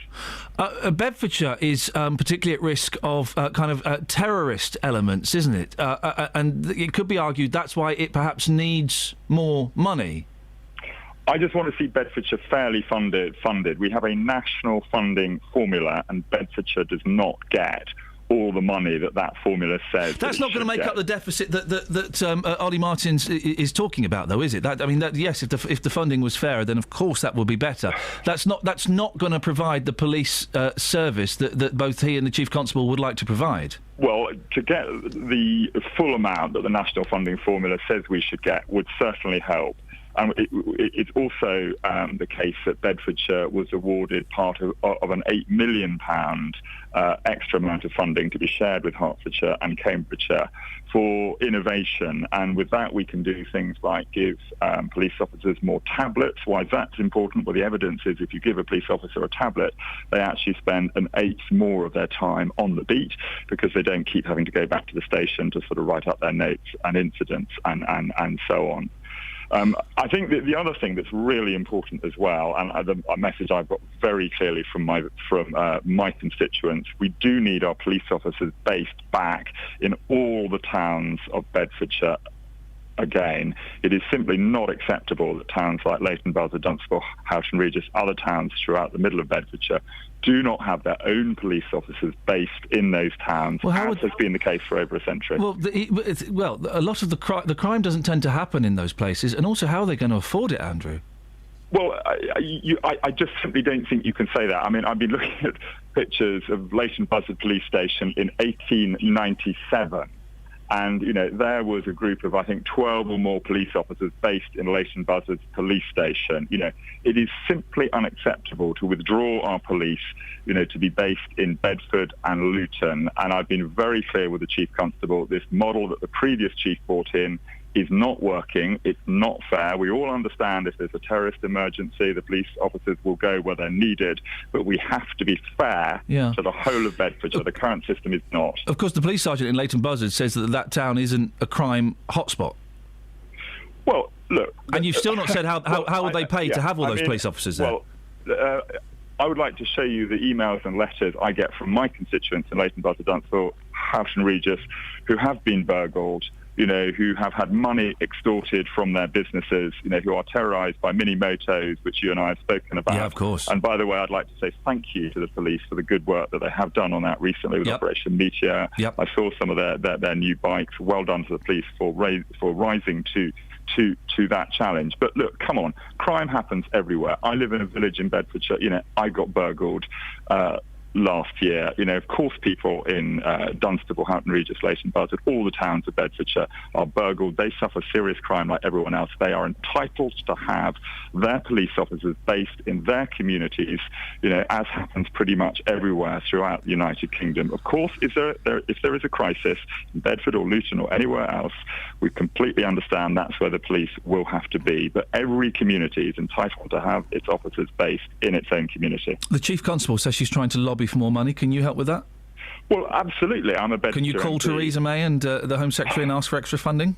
Well, what I would like to do is get all the Bedfordshire MPs together to meet with the new police minister in the first instance to explain that we have a serious shortage. And I do keep coming back to this issue. It's what's called damping, which is a technical term, which means that Bedfordshire does not get the full amount that the national funding formula says that we should get. And what I'd like to do is get all Bedfordshire MPs together. We've done it before. We met all 6 of us, irrespective of party, in the last Parliament to lobby the police minister. We need to do that again, and I will ask all Bedfordshire MPs to join me to try to achieve that now that we haven't got this referendum through. Finally, Andrew, should Ollie Martins resign? Well, he has been elected for a 4-year term. It's not so long. I can't remember the actual date, but, there will be another election for Police and Crime Commissioner, and I think it's up to the people of Bedfordshire to decide. It could be argued he's wasted about £650,000. Is that not worthy of resignation? Well, that was the figure I was told yesterday. I don't quite know how that works out, given that, there were elections anyway last Thursday. But, of course, it will cost something. I bitterly regret that that's money not going on police officers and on funding the police. So that's obviously an issue for Ollie Martins, and I think it comes back to actually making the case, making the argument, explaining what you're doing and why you're doing it, which is a very important part of what elected representatives should be doing. Andrew, thank you very much indeed. Andrew Selous there is the Conservative MP for South West Bedfordshire. Always a pleasure to talk. Thank you very much indeed. Oh, no, hang on, I don't want Adamant. Oh, blimey, look, it's me trying to be all clever and fancy, and I'm playing Adamant. Across beds, hearts and bucks. This is Iain Lee. BBC Three Counties Radio. There we go. You see, my brain cannot do more than two things at once. Well, it can, but it kind of all gets a little bit claggy and messes things up. 08459 455 555. Ollie Martins will be in now if there's something you want to say to him. I mean, 90,000 odd people did vote in favour of the point that he put forward. So obviously, a number agree with it, but just not enough. Kelly Betts, text. Hello. Kelly Betts, text. Yes, it rhymes. We were talking Nice about. text. Thanks, grow them myself. We were talking about biggest fears. Oh, yeah, Why yeah. are we doing that again? It don't matter. Oh. It don't matter, and I don't know, but it don't matter. Mary says her biggest fear is the next 5 years with the Tory government. Oh, politics! Is that it? Yeah. Oh, okay. Okay, fine. 08459 455 555 is the telephone number if you want to give it. There's a horrible... Right, I'm going to say a horrible story. It's horrible. It's a really horrible story. There's nothing light in it at all. Apart from... I heard it reported on another radio station, right, in the news bulletin, OK? Horrible story. I won't go into too much detail because we've got young ears listening, but the headline in the paper is chopped up body of girl in suitcase found in a canal. So it's disgusting, right? So this was on another radio station. The headline was police have found a body in a suitcase at the bottom of a canal. The police are treating it as suspicious. Well, what the flipping heck do you... I mean, why? Why do you... The police are treating it as suspicious. No, really? A chopped up body in a suitcase at the bottom of a canal? That's not a suicide? Although there was that fellow, wasn't there? There was that spy in a suitcase, in his drowned in a suitcase in his bath. And I think the verdict was suicide. They did tests on how someone would get in the suitcase and do it up. Yeah. They actually had a man trying to get into a suitcase and doing it up. He went, yeah, it's possible. Yeah, it's possible, but I mean, if you're going to end it, I wouldn't do it that way. They've got to be. Well, I mean, let's not go down. Let's not go down that route. But there are better ways, of course, to. Madame Tussauds is in the newspapers again, not for being rubbish, which is odd because, guys, it's rubbish. Waxworks are rubbish. Waxworks were invented in, I'm going to say, the 1780s, when we didn't have iPads. So you couldn't just, Google... I think you only had, telly and, really slow computers. You couldn't just Google what someone looked like. So they'd have, a waxwork, so you could see what the king looked like and what the Queen of France... Madame Tussauds, so it's French. What the Queen of France looked like and you know, what these people would look like. That's what they were invented for. So why in 2015, when we've got fibre optic broadband and we've got Bing and Google and Ask Jeeves, all of these things, why do they still have Madame Tussauds and waxworks? They're rubbish. You can't touch them, can you, either? I've got an idea of how they can make it better. Yeah, go on. Robots.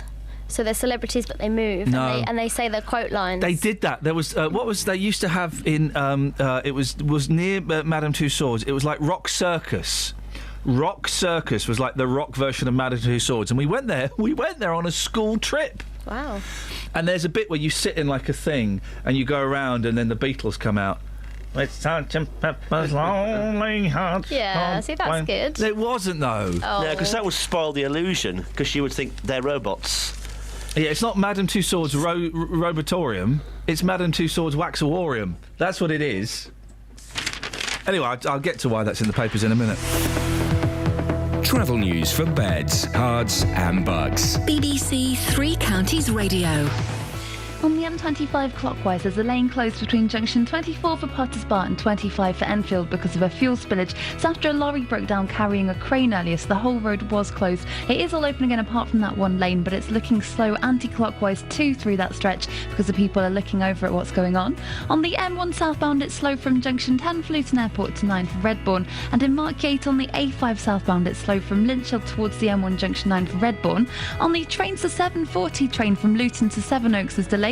Samantha Bruff, BBC Three Counties Radio. Thank you, Sammy. Yeah, I think I said Waxawarium. I'll listen back, but I'm pretty sure I said Waxawarium. So good for me. 7:16. It is Tuesday, the 12th of May. I'm Iain Lee. These are your headlines on BBC Three Counties Radio. Bedfordshire's Police and Crime Commissioner says the county could become the weak link in the nation's security after the public rejected his plans to charge more council tax to fund more officers. The Welwyn-Hatfield MP Grant Shapps has lost his job as Tory party chairman in the cabinet reshuffle, and the online company Amazon is opening a new centre in Dunstable, which is set to create 500 jobs. BBC Three Counties Radio.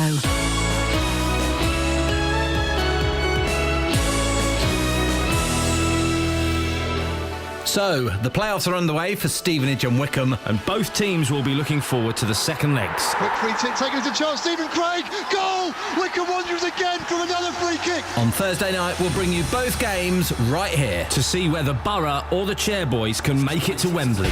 Parrott looks up. The shot comes in! Steve Parrott! Top left-hand corner from the Stevenage midfielder. The League Two playoff semi-final. Thursday night from 7 here on BBC Three Counties Radio. Call 08459 455 555. So, BBC Three Counties Radio. Madame Madame Tussauds is in the papers because they've got a Star Wars exhibition. Well, I mean... right. OK, so they've got Han Solo, that's a person. They've got Princess Leia, that's a little person. And they've got the other fella, Luke Skywalker, right? But then they've also got Yoda, which isn't a person, so it's just a dummy anyway. They've also got Darth Vader. Well, you can't see what... Darth Vader's just a cape and a helmet.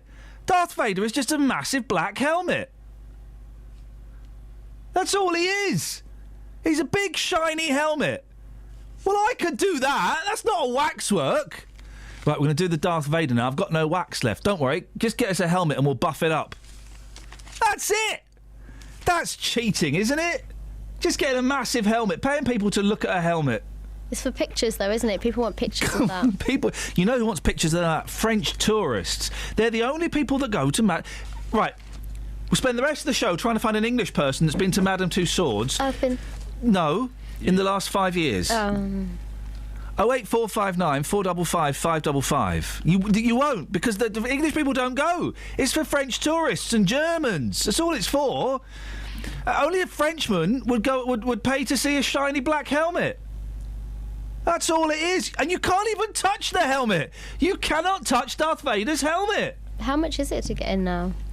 It's got to be like, I'm going to pick a number out of the air. 20 quid?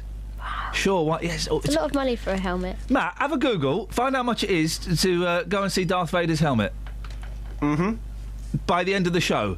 We've got a quick text about Madame Tussauds. Please, mate, let's have it. Helen in MK. Good morning, Helen. The original waxworks were the impressions taken from after the King and Queen of France had been executed when Madame Tussauds took the impressions of death masks, which were very popular. That's what I said. It's exactly what I said, mate. Well, there you go. It reinforces what you said. It's exactly what I said, Helen. I don't know what your beef is, mate. 08459 455 555. A mother and daughter from Watford have pleaded guilty to fraudulently claiming over £200,000 in benefits. Crikey. 70-year-old Bushra Begum and her daughter Tabassum had 100 different accounts in a variety of names. Well, the multiple fraud was uncovered by Watford Borough Council. Well, Steve Koncevich is a lawyer specialising in social media law. Morning, Steve. Morning, Ian. How are you? Yeah, I'm fine, thanks. When I signed on many, many years ago, I signed on and got housing benefit. I had to jump through hoops to get my job seekers allowance and get my housing benefit. How does fraud like this work?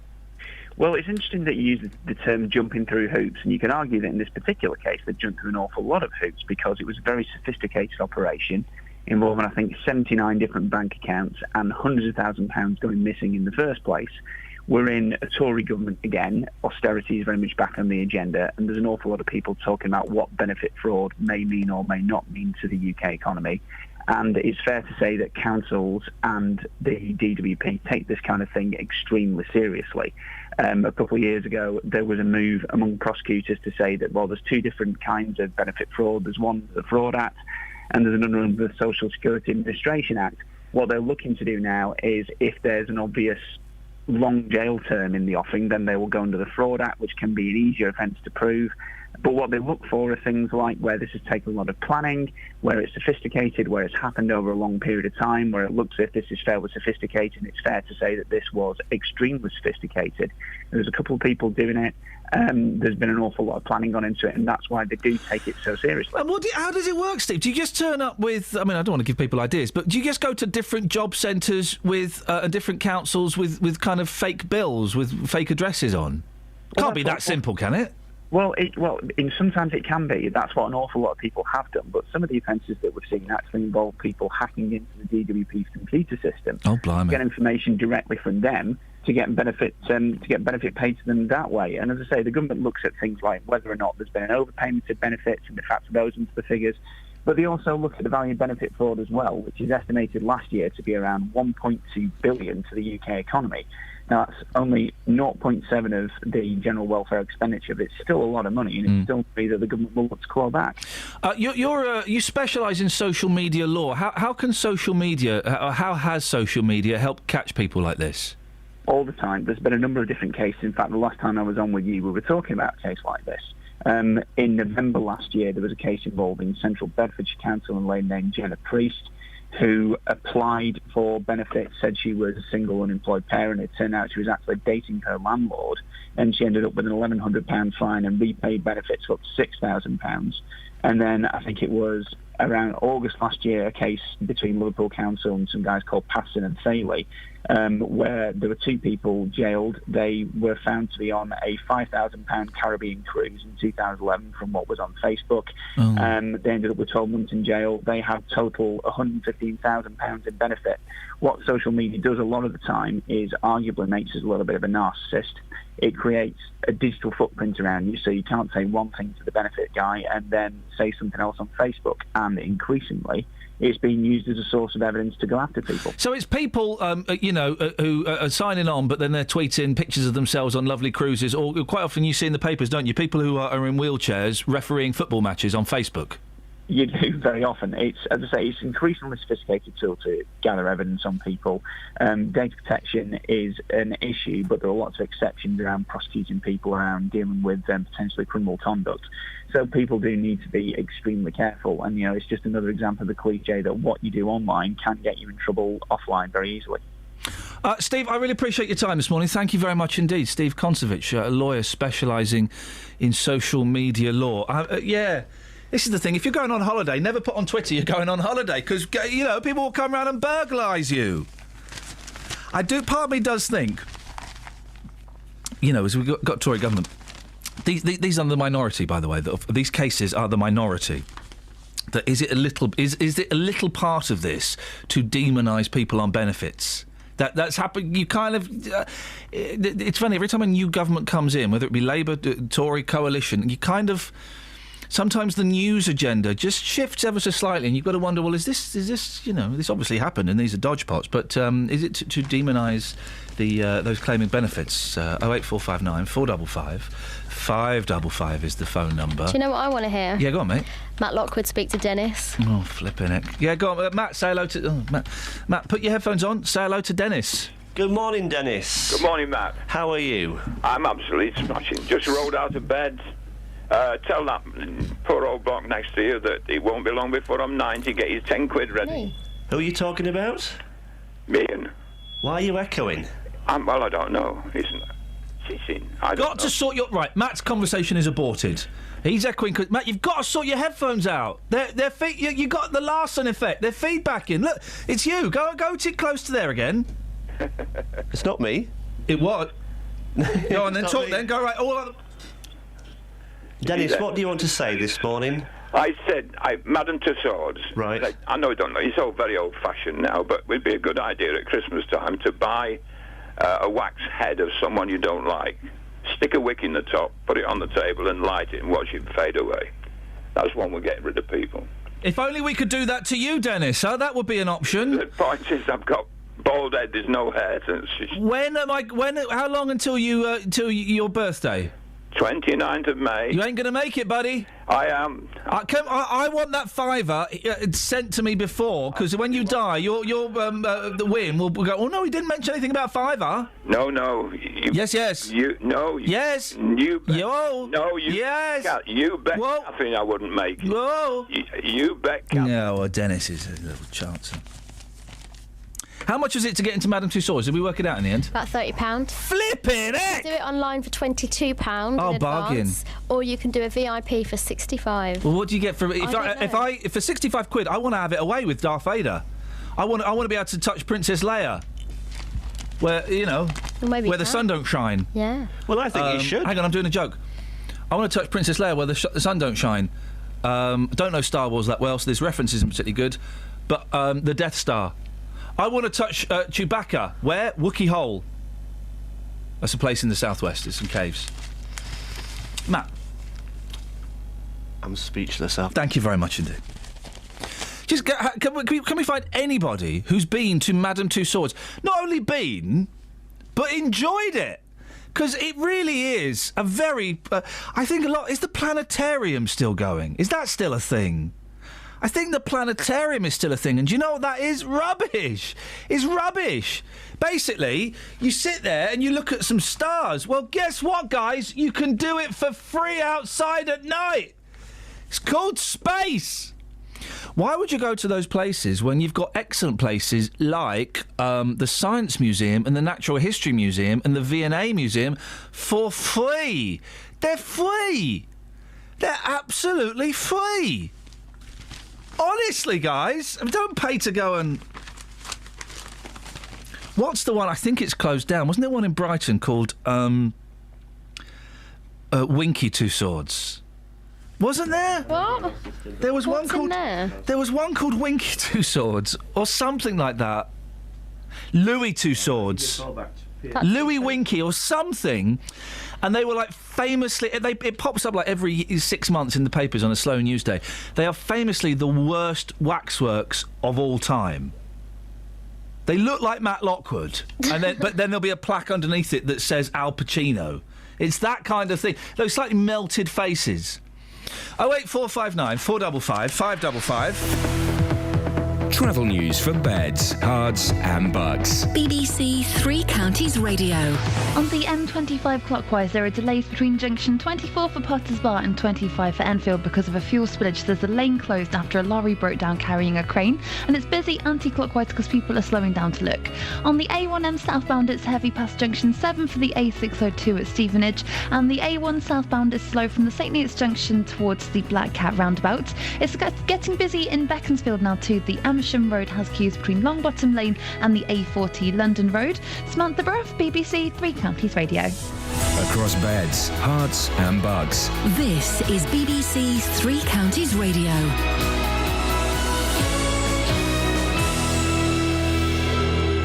It's 7:30. I'm Simon Oxley. Bedfordshire's Police and Crime Commissioner says the county could become the weak link in the nation's security after the public rejected his plans to charge more council tax to fund more officers. South West Bedfordshire MP Andrew Selous told this programme the county's MPs must lobby the government over the way the force is funded. The Welwyn Hatfield MP Grant Shapps has lost his job as Tory party chairman in the cabinet reshuffle. He becomes International Development Minister. Downing Street is rejecting claims he's been demoted. And the online company Amazon is opening a new centre in Dunstable which will create 500 permanent jobs. Three Counties Sports. BBC Three Counties Radio. Kevin Peterson has been told he will not be recalled by England despite scoring a career-best 326 not out for Surrey yesterday. The 34-year-old, sacked by England in February last year, met Andrew Strauss, England's new director of cricket, last night. Strauss faces the media today. More from Jonathan Agnew. While no cricketer is actually barred from playing for England, it seems that Peterson was told that his situation hadn't changed and that his selection for England remains the longest of long shots. Coming on the day in which he followed Colin Graves' words to the letter and scored 326 not out, one can only imagine Peterson's disappointment and that of his supporters. But although the precise reasons for the original split last year remain somewhat vague, form and ability were not the issue. Peterson has IPL and Caribbean Premier League commitments this summer, while England feel that to choose him now would be a backward step. Whatever Strauss reveals today, there can be no further ambiguity. In last night's Premier League game, Arsenal lost 1-0 at home to Swansea. Swindon are through to face Preston in the League One playoff final after a 10-goal thriller against Sheffield United. It finished 5-5 to send Swindon through 7-6 on aggregate. And the Wycombe striker Paul Hayes has told Three Counties Sport he will be fit for Thursday's playoff semi-final second leg against Plymouth. Hayes was injured in the first leg after scoring the opening goal, but says he'll be fine. No, it's just a precaution. You know, it looked nasty, but, you know, you take some knocks and stuff in a game sort of thing. But, no, it was just obviously just a, you know, precaution, obviously, people have to do sort of thing. I'm fine. BBC Three Counties News and Sports. The next full bulletin is at 8. Call 08459 455 555. BBC Three Counties Radio.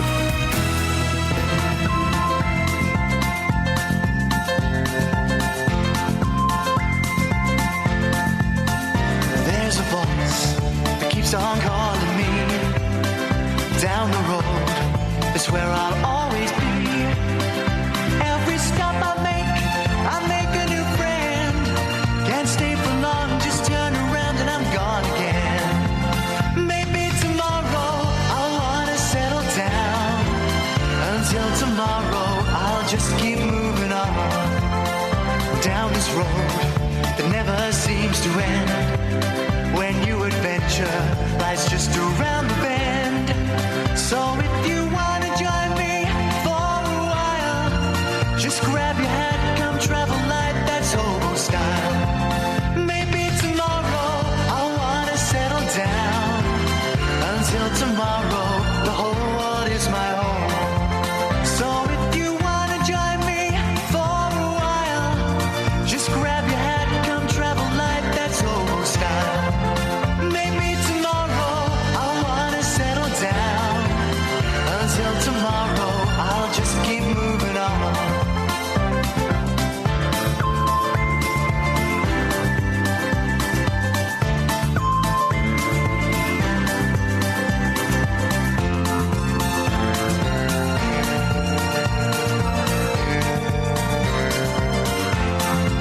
Maybe tomorrow I'll wanna settle down. Until tomorrow, I'll just keep moving on. There's a world that's waiting to unfold. A brand new tale no one has ever told. We've journeyed far, but you know it won't be long. We're almost there and we've paid our fare with a hobo song. Maybe tomorrow I'll wanna settle down. Until tomorrow, I'll just keep moving on. So if you wanna join me for a while, just grab your hat, come travel light, that's hobo style. Maybe tomorrow I'll find what I call home. Until tomorrow, you know I'm free to roll. Morning, guys. Ian Lee, BBC Three Counties Radio. Well, a mixed bag this morning. We're asking what's your biggest fear. Mine's going to prison for a murder what I didn't commit. And, well, I think that's pretty much it at the moment. 08459 455 555. Oh, yeah, have you ever been to Madame Tussauds, Just? Yeah, I have, and you know what? I heard your comments earlier on. Yeah. Made me angry. Sorry, buddy? Yeah, What? made me very angry. Madame Tussauds is a great place to go with the family. For 30 quid a pop, right, you take 4 members of your family, that's 36. That's over £100. Yeah, yeah. Well, everything... To go and see some candles? Hang on. Everything in this country right now is about selfie opportunities. To a lot of people, when are they going to meet those people? Never. Well, they're not going to meet them at Madame Tussauds either. No, they're not even going to meet models that look like those people. But for a lot of people, that they'll go, that they'll get to have a day out with their family and get lots of photographs. It's a good day out. Why would I want to stand next to a plastic Adele? To admire the talent which has gone into that, not only to appreciate her, but also to appreciate the talent that artist has gone through to make that waxwork. Barbara's on the line. Morning, Barbara. Good morning. Barbara, what would you like to say? Put Justin straight. Go on. No. Well, we went to Madame Tussauds about 4 years ago because my partner had never been. Yeah. I went as a child and thoroughly enjoyed it. Is your partner like a 13-year-old boy or something? No. He was a grown man. Wow, he wanted. A grown man, but he'd never been. Right. Okay. So we said we would go. We went on a normal weekday, term time. Thought it would be quiet. The place was absolutely rammed. You couldn't move. It was claustrophobic. Yeah. It was full of European students. Yeah, there we go. Yeah, absolutely. It was just awful. The planetarium, which was the only bit that I would have been interested in years ago, had completely gone. Is the planetarium gone? The planetarium's been gone years. Yeah. It made way for more waxwork. We couldn't even get close to the waxwork to have photographs taken with the ones that were our favourite, and we just thoroughly disgusted with it. Really wanted to ask for our money back, but just didn't have the guts to do it, really. No, Barbara! Always go and make a formal complaint to these places. Always. Well, I wish I had now, but, how can you say the place is full of foreign students? They've got as much right to be there as we have. No, they're our waxworks, Barbara. That's our British wax. Did your okay, the French, and by the way, French students are so rude, aren't they? Yes, I'm not being... Absolutely. Just pushing terrible. in, you just couldn't get anything. We did go through a part of Madame Tussauds that was quite scary, which was quite good fun, because my partner's quite a tall guy, and and the statues and things that were jumping out of the dark made these students scream, and they were hiding behind him. It was quite funny. Do you know what? For the rest of the show, we're going to try and find the politest students. I'm going to put forward the Japanese. In a the crowds and the rude French to one side? What did your partner think of the actual waxworks? They're rubbish, aren't they? I think, to be honest, he was a little disappointed. Yeah. It wasn't what he thought it would be. Oh, bless him. How tall is your fella? He's just over 6 foot. Okay. Have you seen this thing in the Daily Mail today, page 49? No. And you give me as much information or as little as you want, Barbara. It says here, and I'm tall, I'm 6'4". Yeah. Being tall can harm your sex life. Can I just fit that one? Okay, we'll let you, Barbara, thank you very much indeed. Just luckily her broke up at the right signal time was there. breaking up there. It says here, being tall can harm your sex life. Being tall... How? Well, I'll tell you. Come on. Let me see. Being tall may come with practical problems, such as lack of legroom on aeroplanes. Oh, man. But there are some perks. Where does it say the thing about... dementia risk is higher for short people. Sorry, Kelly. Being tall protects your heart. Cancer is more common in tall people. Tall women are more likely to have... Here we go, twins. Last year, an analysis of 5,000 families found that men who were 5'7" or shorter were 32% less likely to divorce. Well, you try telling that to John Burko. The researchers said this finding was likely due to the fact that short men married less and later. Where's the thing about sex? There we go. Shorter men have more sex. You try telling that to John Burko. Men under 5'7" reported the highest sexual frequency. Well, I mean, I'm great research, guys. I'm tempted to get you to send that to the street, but we won't. You've taken fears to the street. Just what are people out there scared of? Yeah, do you know what? With something like this, a lot of people that they don't want to open up. It's almost like they don't want their fears to be on the radio. No, of course. I'll try to encourage. Well, they might come true. That's the thing. Absolutely, especially with the curse on this programme. Yeah. Well, which we won't go into right now. Well, it's not working on Dennis, but I keep trying. So I've been on the streets this morning asking, what's your biggest fear in life? Here's what the streets had to say. My biggest fear in life? Not earning enough money to provide for my family. Anything else? Come on, what are you scared of? What are you really scared of? What am I really scared of? What am I really scared of? Let's get underneath that surface. Being by myself, being alone, dying alone. Martin, I'm going to ask you a question. I want you to let go, all right? What's your biggest fear in life? I'll probably say sharks. Being eaten alive? Yes. By a shark? Yes. Because I've seen so many of those Jaws films. Yeah. And I keep thinking every time I see that, I think to myself, I wouldn't go in the water just in case there's a shark down there. So even when you've been to Blackpool, Southend, places like that, you refuse to get into the water just in case there might be a shark there by a miracle, really? Absolutely. You've really opened up. I have, yes. Well, spiders, obviously. Yeah. But I have quite a fear of prog rock music. Whoa, we're going to fall out here. Why? It's just bad. So as soon as you hear it, what you get angry? You start to get violent? I just get really annoyed, and it just gives me a headache. And my husband loves it, and I refuse to go to any gigs with him. Well, it's a miracle that you're still married. Yeah, 20 years this year. Fantastic. Opposites attract. Thank you very much. Okay. Madam, what's your biggest fear in life? Talking to you. Boom. Pwned. I thought we had a connection. Pwned, mate. Thank you. Pwned. Absolutely. So, well, tomorrow we're going to play Close to the Edge by Yes. All 13 glorious minutes of it just for that woman. Just how dare she? I know. Disgusting. How dare she? Here, boss, to go back to Madame Two Swords. Yes, mate. I've got a question that I would love the answer to. Well, you've come to the right place. Yeah, exactly. Who's in the basement? Sorry? Which waxworks are in the basement? Not fit for purpose anymore. Put in the basement. Is there an actual answer to this, or you just want to know? No. I think there must be an answer. Surely. No. They melt them down. Well, yeah. Kelly's just whispered in my ear. Savile and Rolf Harris. Yeah, probably. They melt them down, and then they make new people. Yeah. Oh, yeah. Because famously, the Jason Donovan, I believe, had one.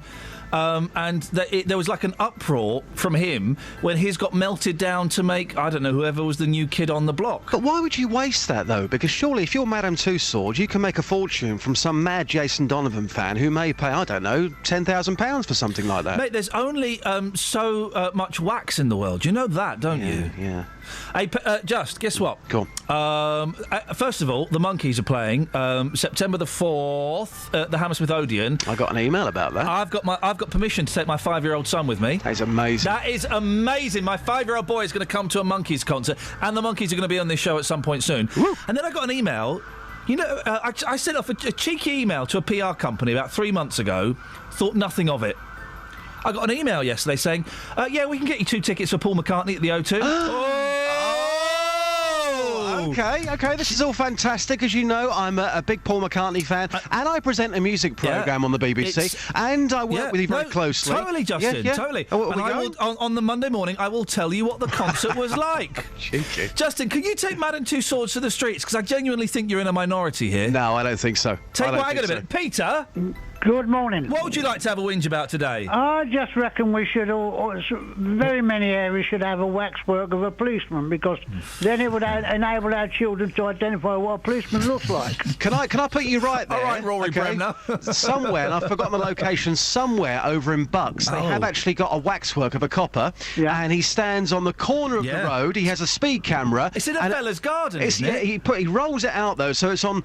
He lives right at the top of the road, so people drive down that road. It's 30 miles an hour. They're driving down at 50, 60 miles an hour. They see the copper, they think it's real, and people slow down. Well, of course. So they do have them. Well, of course, so they should be doing it more often to let the kids know what a policeman looks like, really. Like what looks like? What a policeman looks like. A policeman? That's not what you just said. Oh, yes, I did. I said exactly that. Listen just rewind on iPlayer. I think he said something a bit rude. Oh, no. I would never do that on your programme. No. Peter, have you ever been to Madame Two Swords? Yes, indeed. It's rubbish, isn't it? No, I thought that was brilliantly... Yeah, but you went in like the 1800s when it just opened. Well, that's a possibility. Peter, you're a good sport. I'll speak to you later, mate. Thank you, boss. Cheers, fella. Travel news for beds, cards and bugs. BBC Three Counties Radio. On the M1 southbound, the entry slip road at junction 12 for Flitwick has been partially blocked by a lorry that's broken down, and the M25 clockwise has a lane closed between junction 24 for Potters Bar and 25 for Enfield. It's because of a fuel spillage after the crane broke down earlier, and it's also affecting the opposite direction. It's slow through that stretch anti-clockwise.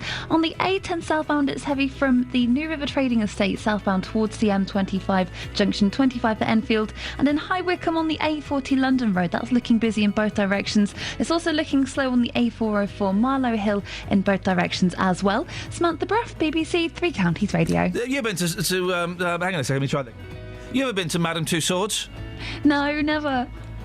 It doesn't really appeal. No, it's rubbish, isn't it? Just waxwork. Let's go and look at photographs of people, for crying out loud. 7:46. It's Tuesday, the 12th of May. I'm Iain Lee. These are your headlines on BBC Three Counties Radio. Bedfordshire's Police and Crime Commissioner says the county could become the weak link in the nation's security after the public rejected his plans to charge more council tax to fund more officers. The Welwyn-Hatfield MP, Grant Shapps, has lost his job as Tory party chairman in the cabinet reshuffle. He becomes International Development Minister, and the online company Amazon, who is opening a new centre in Dunstable, which is set to create 500 jobs. Here's the weather with Kate. Beds, Herts and Bucks weather. BBC Three Counties Radio. Good morning. It's a rather grey start to the day. We've got some patchy rain just starting to work its way in towards parts of Buckinghamshire and Bedfordshire now. Some heavier bursts in there, but it is mainly just light and patchy. It's moving south and eastwards, and it's not the story for the rest of the day. Once it clears south and eastwards, we're going to get some nice sunshine behind it. So this afternoon's not looking too bad at all. A bit more of a breeze today. Could still see 1 or 2 showers later blown through on that breeze, but in the sunshine, we're still looking at 18 Celsius as a maximum temperature.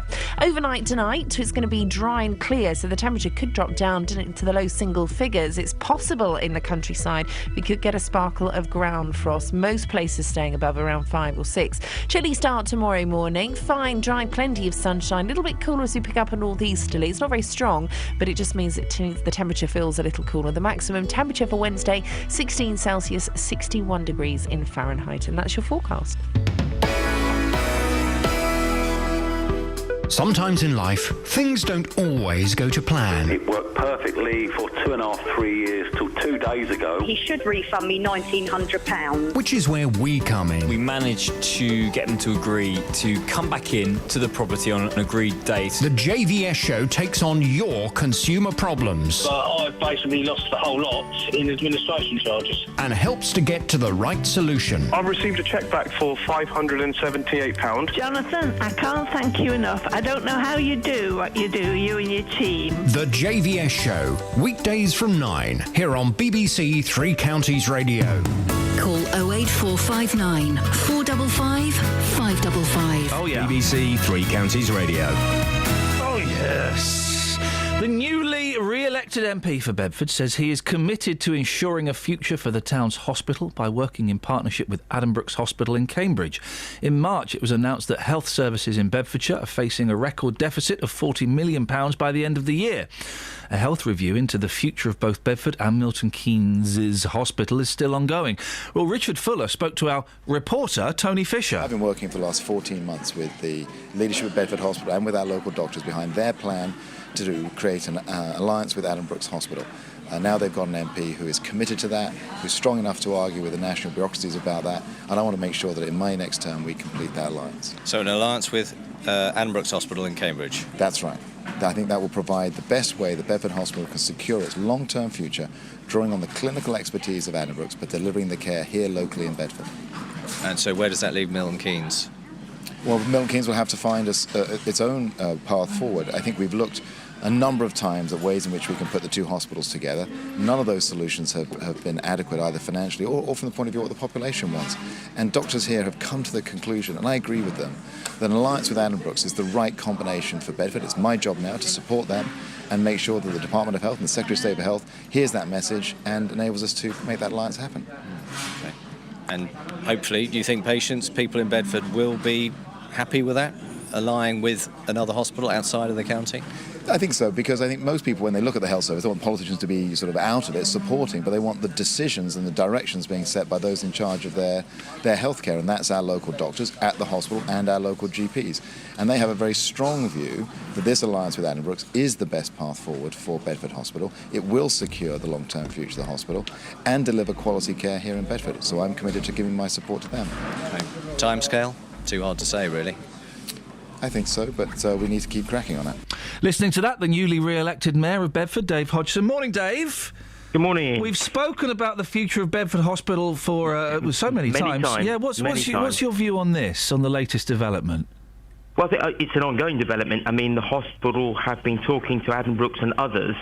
My key concern is that the health review, the CCG-led health review, still stands there, and it still says it wants to have a merger.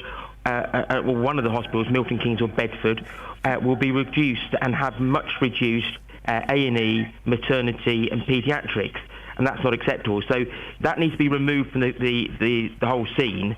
I think the way forward to work with other hospitals, and not exclusively Addenbrooke's, but obviously there's big links there. The other key thing is that we must have the services delivered in Bedford. We can work with Addenbrooke's, but we don't want to have maternity and the births in Addenbrooke's or A&E or paediatrics there. Obviously, some cases will be there, and I know there's been joint appointments, which is really good. You mentioned the CCG-led health review. It's not finished, and the report won't be out until the summer, will it? Which is about a year later, isn't it, Ian? I think, something like that. Yeah. And about $3 million over budget or something. Yeah, absolutely. And excuse me. I mean, I think that we just need to stop that review. That review is just actually causing distress and comfort to the patients and the staff in Bedford Hospital.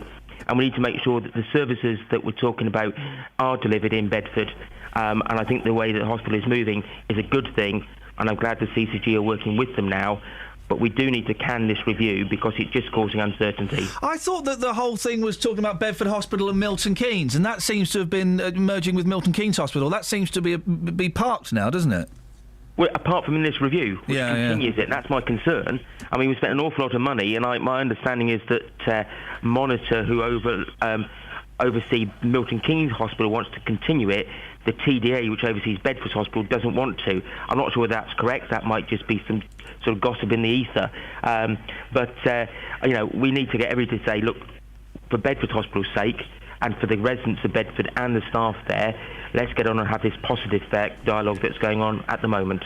Dave, while I've got you on, it would be remiss of me not to ask your thoughts on the referendum that Ollie Martins carried out to get more funding for people to pay slightly more on their council tax for more police officers. What do you think about what happened and the result? I think when we saw the ballot papers coming out on Thursday night, it was very clear it was lost. I think when you looked at Mr Martins' poll he did himself, that was clear. I think it was under 20% said yes. So I'm not surprised. I'm a little bit concerned because in the councils, the three councils now have to rebill, and that's going to cost, I believe, about £600,000 to send bills out again. So that's going to be very, very costly to public purse, and we're now going to be worse off, or he is going to be, than he would have been to start with. Should Ollie Martins stand down? That's for Mr Martins to decide. Dave, I appreciate your time. Thank you very much indeed. Mayor of Bedford, Dave Hodgson.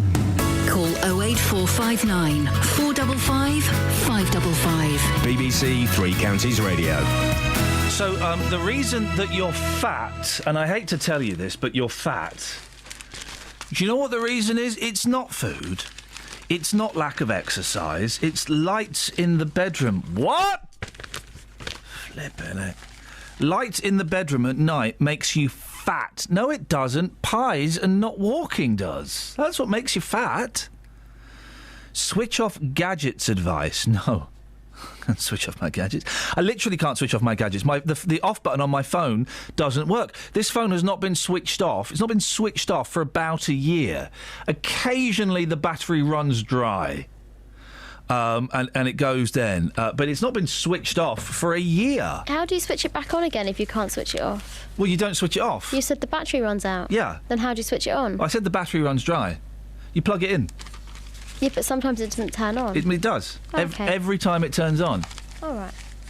I miss being able to turn my phone off. Anyway, people who take comfort in the glow of a telly, mobile phone or lamp while in bed are in for some bad news. It could be making you fat. It's not. It's not making. It's Are not. they eating it? They're doing something with it. In a study of well, no, hang on. They've done it on mice. The study, that is. In a study of mice fed identical diets, the rodents exposed to the most artificial light gained weight. Researcher Sander Kujiman said the increasing prevalence of obesity is associated with a disrupted sleep-wake pattern in humans and coincides with the availability of artificial light. The suggested causal relationship has clear implications for the prevention of obesity. This is rubbish! Or maybe it's science, and I don't know. Let's ask, are you slim? Do you have lights? Are you fat? Do you have lights? 08459 455 555. Well, I'm slim and I have lights, and you're...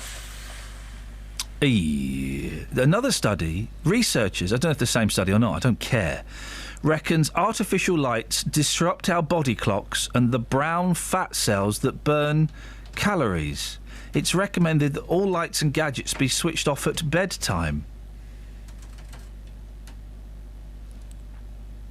And then it goes into another story that's irrelevant. I can't. Listen, guys, if you're fat, you eat too much and you don't exercise enough. And now, there may be underlying reasons why you're doing that. It could be an addiction. It could be a mental health issue. It could be it could be anything. But the basic element is you eat too much and you don't exercise enough. Isn't it? 08459 455 555 is the telephone number, and we've yet to find anybody, apart from the, I don't want to call him a blinkered fool, but that's what he is, Justin Dealey. Can't find anybody that actually rates Madame Tussauds as why? I mean, of all the places, also it's in a really weird place in London. It's just off Marylebone Street. Okay, it's near Baker Street. Well, there's nothing. It's miles away from anywhere. It's not near anything. It's a 15-minute walk to Oxford Street. It's just kind of near nothing. Miles away from the good bit of Regent Street. It's on this major road, and you're paying what is it, 30 quid to go in and be hassled by French students. That's what we can do for the last hour. Can we find the best behaved students around the world? It ain't it's not European students. Okay, they're horrible. These horrible 13-year-old French boys with their moustaches. Oh, jeez. Do you know what I mean? Yeah. Oh, it makes me want to puke. The Germans, students, the politest students I've ever met in the world. Japanese students. Yeah. Oh, God. When I went to Japan, and we went to some, I don't know, like castle or something, I don't know. And we had loads of, Japanese kids come up to us. They're about 11 years old, and they came up and they presented me and my wife with this little bit of paper, right? And on it said, "Hello, we are Japanese. We are 11 years old. We are learning English. May we practice on you?" I mean, why they hadn't learned that phrase? I mean, it shows the system is failing. And we would go, "Yes."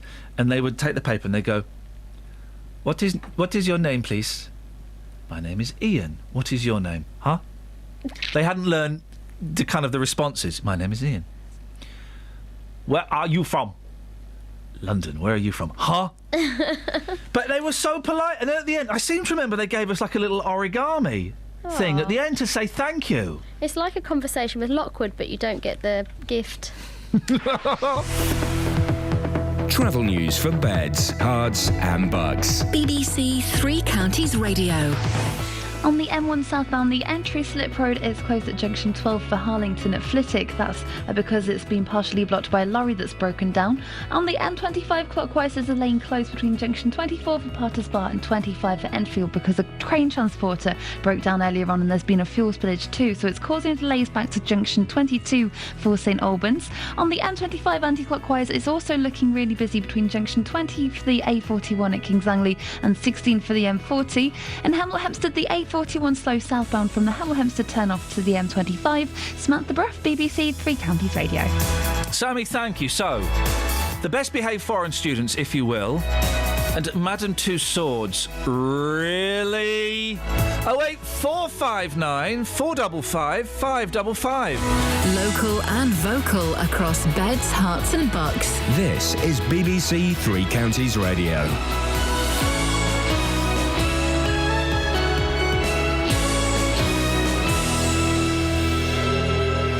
It's 8 o'clock. I'm Simon Oxley. The headlines. Police Commissioner warns Bedfordshire could be the weak link in the nation's security. Welwyn Hatfield MP loses job as Tory party chairman, and Amazon creating 500 new jobs in Dunstable. BBC Three Counties Radio. Bedfordshire's Police and Crime Commissioner says the county could become the weak link in the nation's security after the Republic rejected his plans to charge more council tax to fund more officers.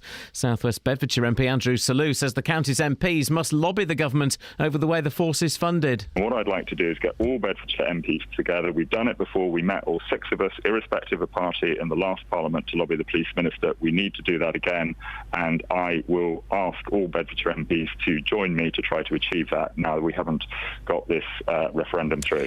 And Police Commissioner Ollie Martins will be speaking with Iain after this bulletin. The Welwyn Hatfield MP Grant Shapps has lost his job as Tory party chairman in the cabinet reshuffle. He becomes International Development Minister, but Downing Street are denying it's a demotion. There's also speculation that Aylesbury MP David Liddington is likely to lose his position as Europe Minister.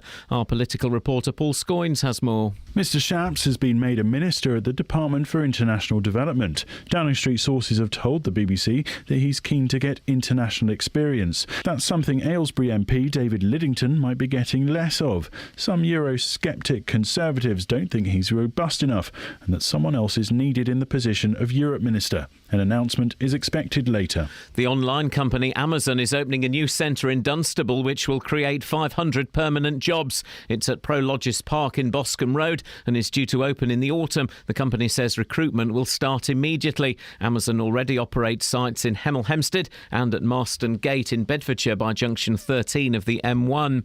A mental health patient who stabbed a shop worker in the neck in Aylesbury has been found guilty of wounding with intent but cleared of attempted murder.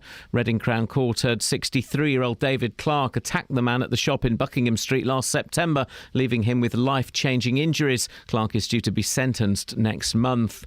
The newly re-elected Conservative MP for Bedford, Richard Fuller, says doctors want to save the town's hospital by working in partnership with Addenbrooke's in Cambridge. In March, it was announced that health services in Bedfordshire are facing a record deficit of £40 million by the end of the year. Lib Dem Mayor Dave Hodgson says certain services must stay in the town. We must have the services delivered in Bedford. We can work with Addenbrooke's, but we don't want to have maternity and the births in Addenbrooke's or A&E or paediatrics there.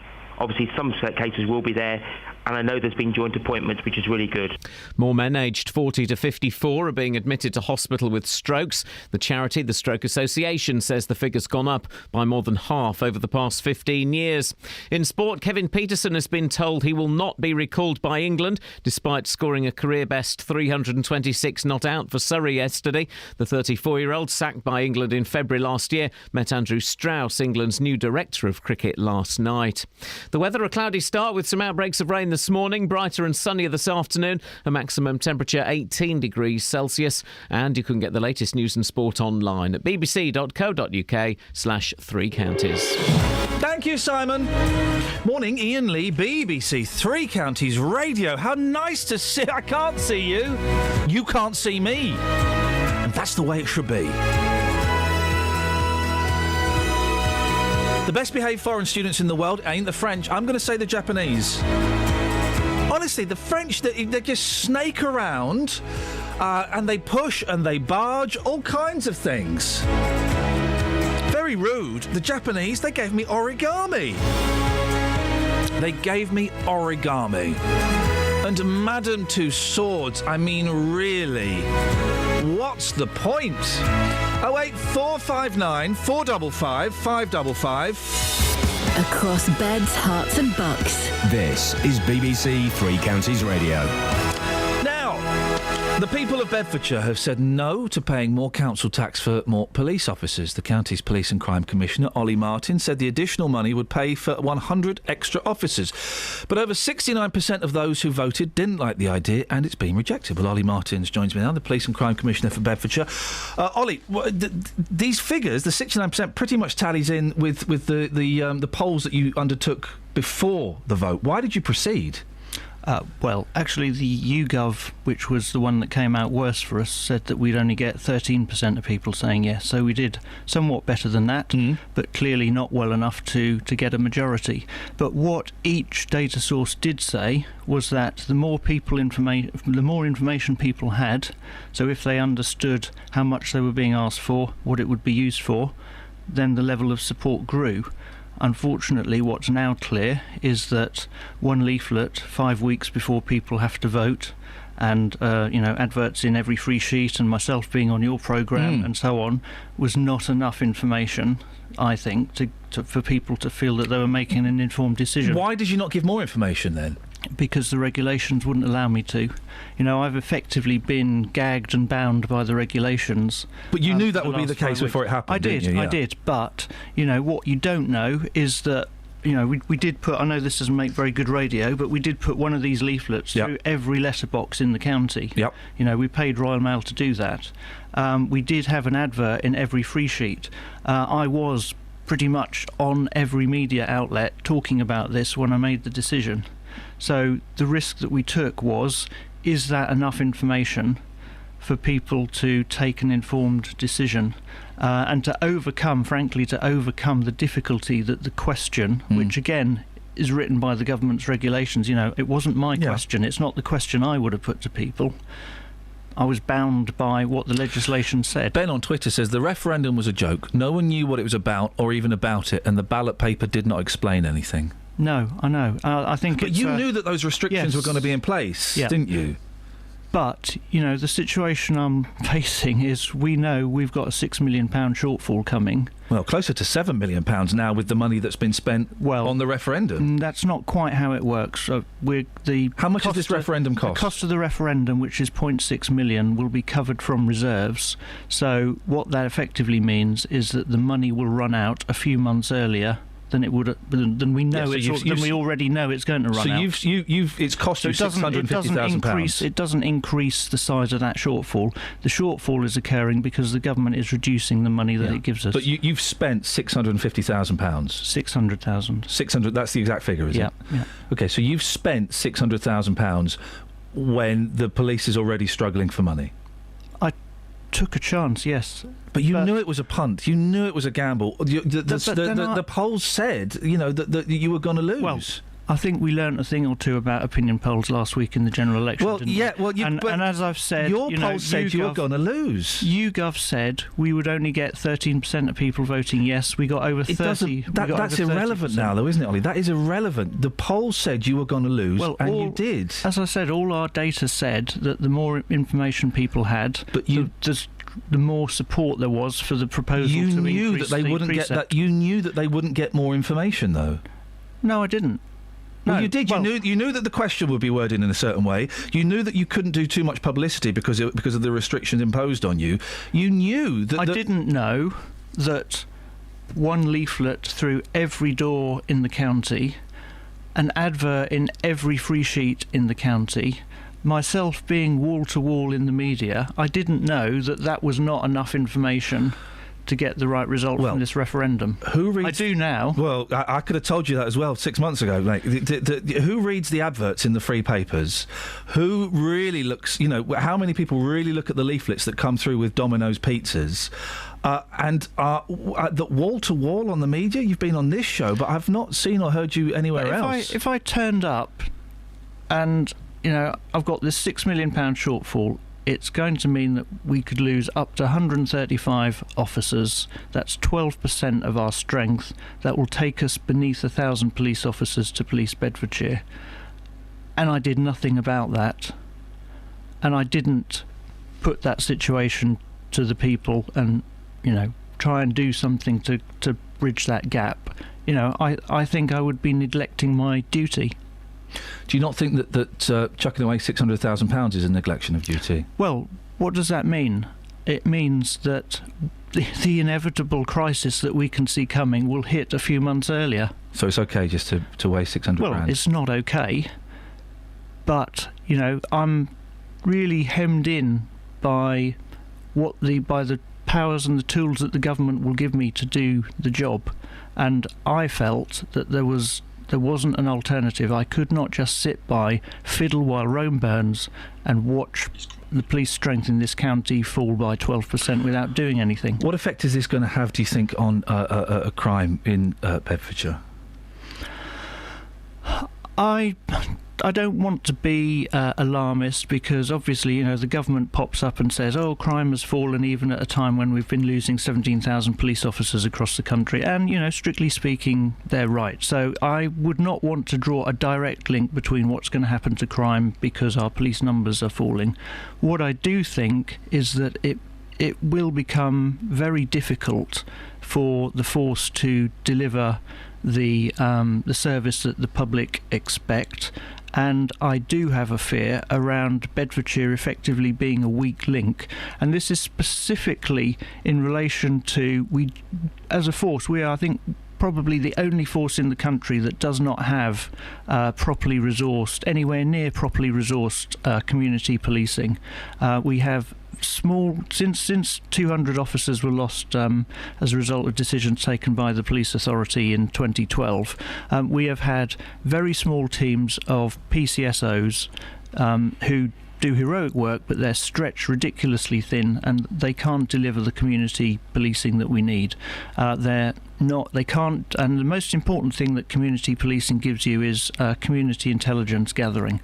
That is a missing link for Bedfordshire in our fight against serious crime, terrorism, organised crime. You know, we just do not have that intelligence gathering capacity in our communities. And what impact do you think that will have on the residents? Well, are they more at risk, I guess is the question, because of you not being able to raise more money? I think what Bedfordshire Police won't be able to do is preventative work or problem solving in local communities. So let's take for example the mini motos thing that's been happening in Houghton Regis, just as an example. You know, that situation develops to such a point that the police have to run a special operation and put specific resources in to deal with that.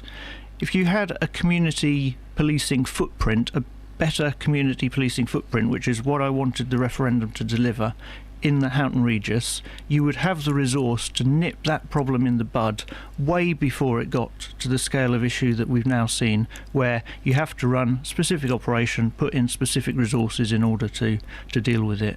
So that's the sort of scenario that I think we will see all too often. In terms, Bedfordshire are often linked with terrorism and terrorist activity. Do you think that the public is more at risk of terrorist activities because of your lack of people on the street and lack of, you know, the community information? I think the force will be less effective at spotting the early signs of trouble and of vulnerable people being radicalised or drawn into a life of crime. You know, if you have a community policing footprint in communities, it's far easier for the force to pick up intelligence and to take that preventative and problem-solving approach, and that is the capacity that we lack in Bedfordshire. I'm going to offer you those headphones, Ollie, because we've got a phone call. We've got Mike Garrett, who's the Conservative group leader on Luton Borough Council. Good morning, Mike. Good morning. Mike, you're through to Ollie Martins. What would you like to say? Well, I think it was a big mistake, wasn't it, calling for a referendum? He had a survey done not long back where 68% of the public said no. He still went ahead with that referendum. I heard what he just said, and I think that is exaggerating beyond the point of no return. there are other local authorities, police authorities up and down the country, all having restrictions put on them by central government. And they were all, Mike, they were all watching how this turned out, weren't they? I mean, it could be argued that Mr. Martins is kind of a trailblazer. This is still a new job, and he's testing his powers and the public. Because if this had gone the other way, you can bet every other PCC would have been doing the same thing. Well, thankfully, the people of Bedfordshire had more sense. All it needs is for the police commissioner to relook at the way he operates and runs the police in Bedfordshire. It then would have been a different story. Just like Labour always do, they always want to tax us right up to the hilt, and it's just another tax. And the people of Bedfordshire were not prepared to do it. Mike, let's put that through to Ollie. Go on. Well, I'm surprised at Mike. I mean, he's been around long enough to know that Bedfordshire Police has been underfunded for a long time, and that the situation we face here is, a £6 million funding shortfall that's going to potentially reduce the size of the force by 12%, and that's the underlying issue here. It's not an issue about tax and spend. I'm afraid Mike's just talking nonsense. Well, I wouldn't expect him to say anything different. All I know is that the people of Bedfordshire voted against an increase. Yeah, they but didn't believe the argument that he was putting forward. There are two Conservative MPs in the county who voted yes in the referendum and said so quite publicly. So I'm afraid you're just trying to make, and it saddens me, but you're just trying to make a party political point here, where actually everyone, all political stakeholders in Bedfordshire, should be pulling together and presenting the government with a united front to get the resources that we need in this county. Because our underfunding is not something new. It's not something that suddenly happened when I arrived on the scene. This has been going on for years, and we need to sort it out. Mike, wouldn't you like to see more money spent on the police, more police on the street? I think we'd all like to see more money spent on the police, but this was not the way to go about it. What's the way to go about it then? The way to do it is, of course, you have further consultations with the government. We've got a new government. Consultate with them and say, look, Bedfordshire should be treated as a special case. Well, hang on a minute, but they're making that it's the government that are making these cuts. They're not going to say, oh, you know that all that millions of pounds we're not going to give you. I tell you what, we're going to give it to you now.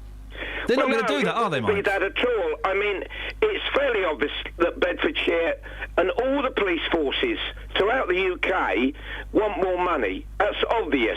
But the point is the others are managing without doing this. Are they managing, though, Mike? Well, that's because they're not as badly funded as we are and haven't been for years like we have in Bedfordshire. Well, that's what you're saying. What I'm saying is it also happens to be what the Chief Constable is saying. Mike, you can't for a minute be suggesting that the police have got enough money. What I'm saying is that other local authorities in Bedfordshire, in the UK, managed to do what they need to do for the police. They were all watching this referendum to see what the outcome was. We are a small, rurally funded force that faces urban challenges. No, I don't think there's any other police force that is in that position in this country, and that's why our position is unique, and that's why this is a historic issue. You know, we've always been underfunded. We've never been funded properly in relation to the risks that we face. Mike, listen, I'm going to move on. Thank you very much, Mike Garrett, Conservative Group Leader and Luton Borough Council. Let's go to Pat. Morning, Pat. Morning, Ian. Go on, what do you want to say? Well, Ollie shouldn't expect us to plug the gap in Bedfordshire, the residents of Bedfordshire, to plug the gap on national security. I mean, we do enough paying our taxes for that kind of thing. Well, that's what the tax is. You know, that's what tax is. It goes towards the police force. Right. You wouldn't be prepared to pay a little bit extra more to get more police officers? No, I think there's a deficiency in the leadership of our police force. There's been a deficiency in it for many years now. Ollie talks about off-road motorcycles. If he had the resources, he would nip it in the bud.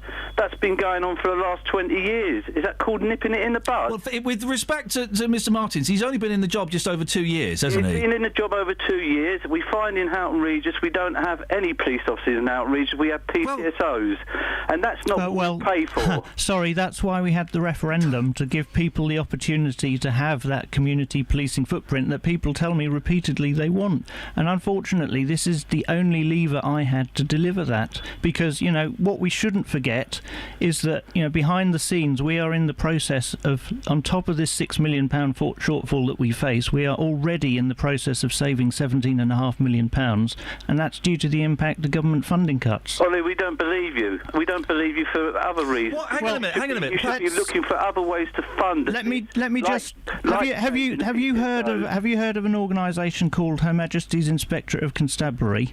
Okay, this is an organisation charged with Parliament with making independent assessments of police forces, right?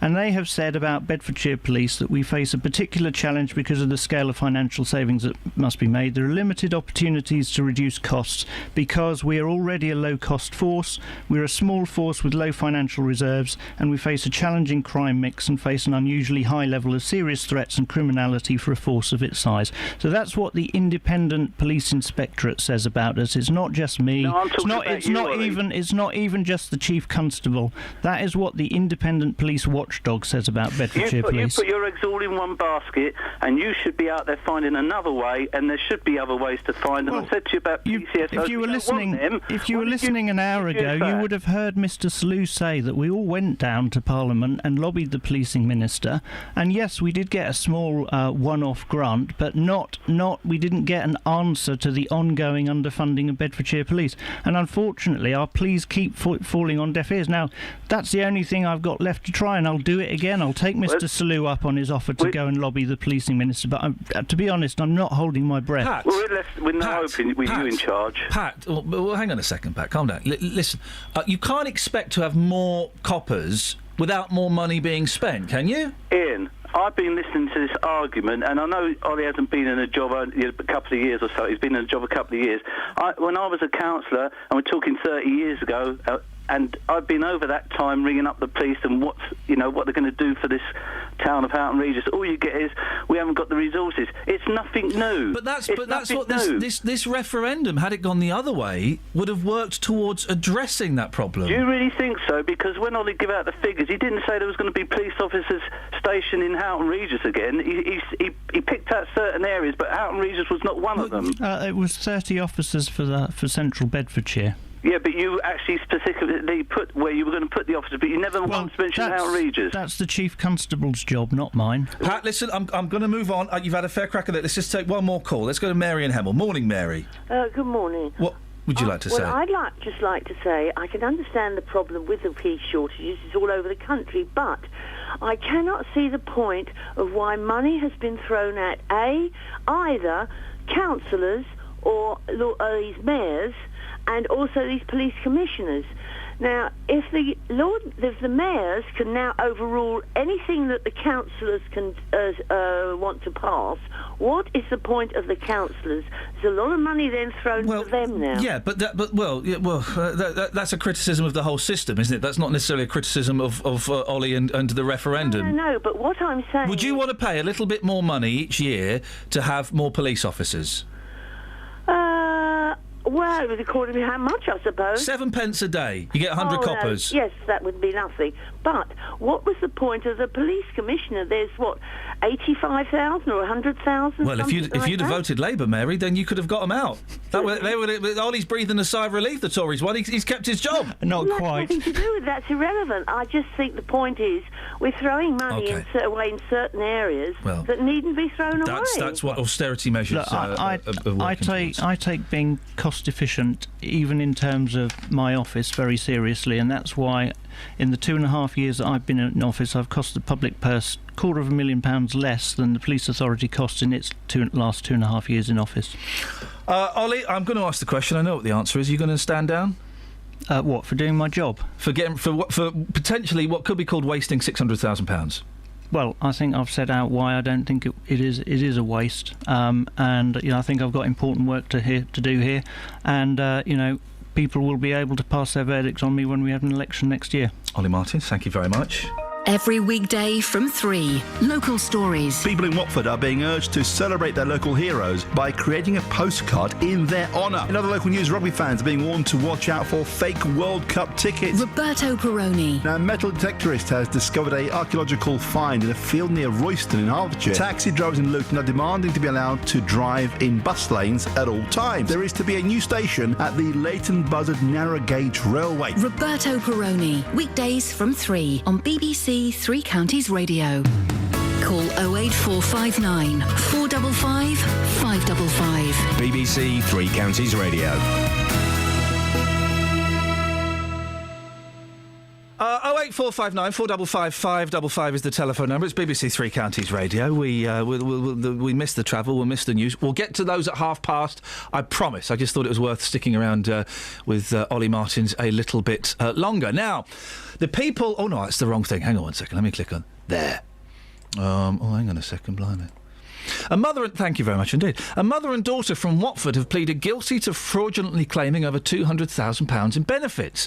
70-year-old Bushra Begum and her daughter Tabassum had 100 different accounts in a variety of names. The multiple fraud was uncovered by Watford Borough Council. Well, Norman Cowan is an insolvency expert and forensic accountant from Hertfordshire. Morning, Norman. Good morning. Why do you think... It's an interesting one, this, isn't it? Because I would have thought it'd been really difficult to have done a fraud as big as this.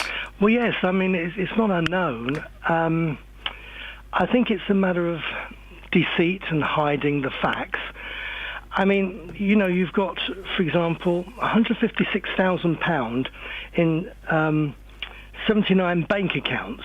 That's an average of £1,900 an account.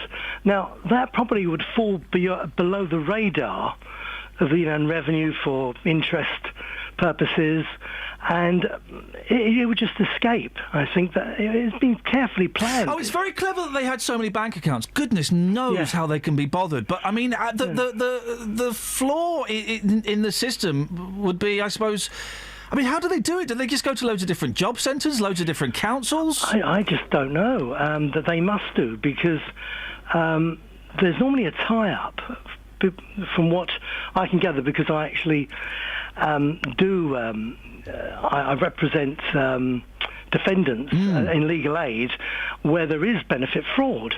But the interesting thing is that in some cases they are entitled to some benefits, but they overdo it. And I think here it's where they've just lied. They may well have had separate identities. We just don't know from that article in the paper. You're a forensic accountant, Norman. What exactly does that mean? I'm asked to really analyse accounts and draw conclusion from anything to do with accountancy and where that relates to fraud.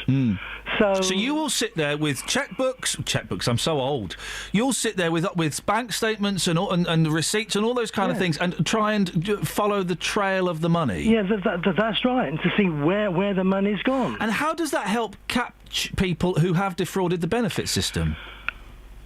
Well, I mean, I'm really after the event, but I found that in my experience that they do get caught out. Yeah. Normally because they get greedy and they want to claim for something they shouldn't claim for, and the person on the other side of the counter says, "Hold on, this isn't actually right."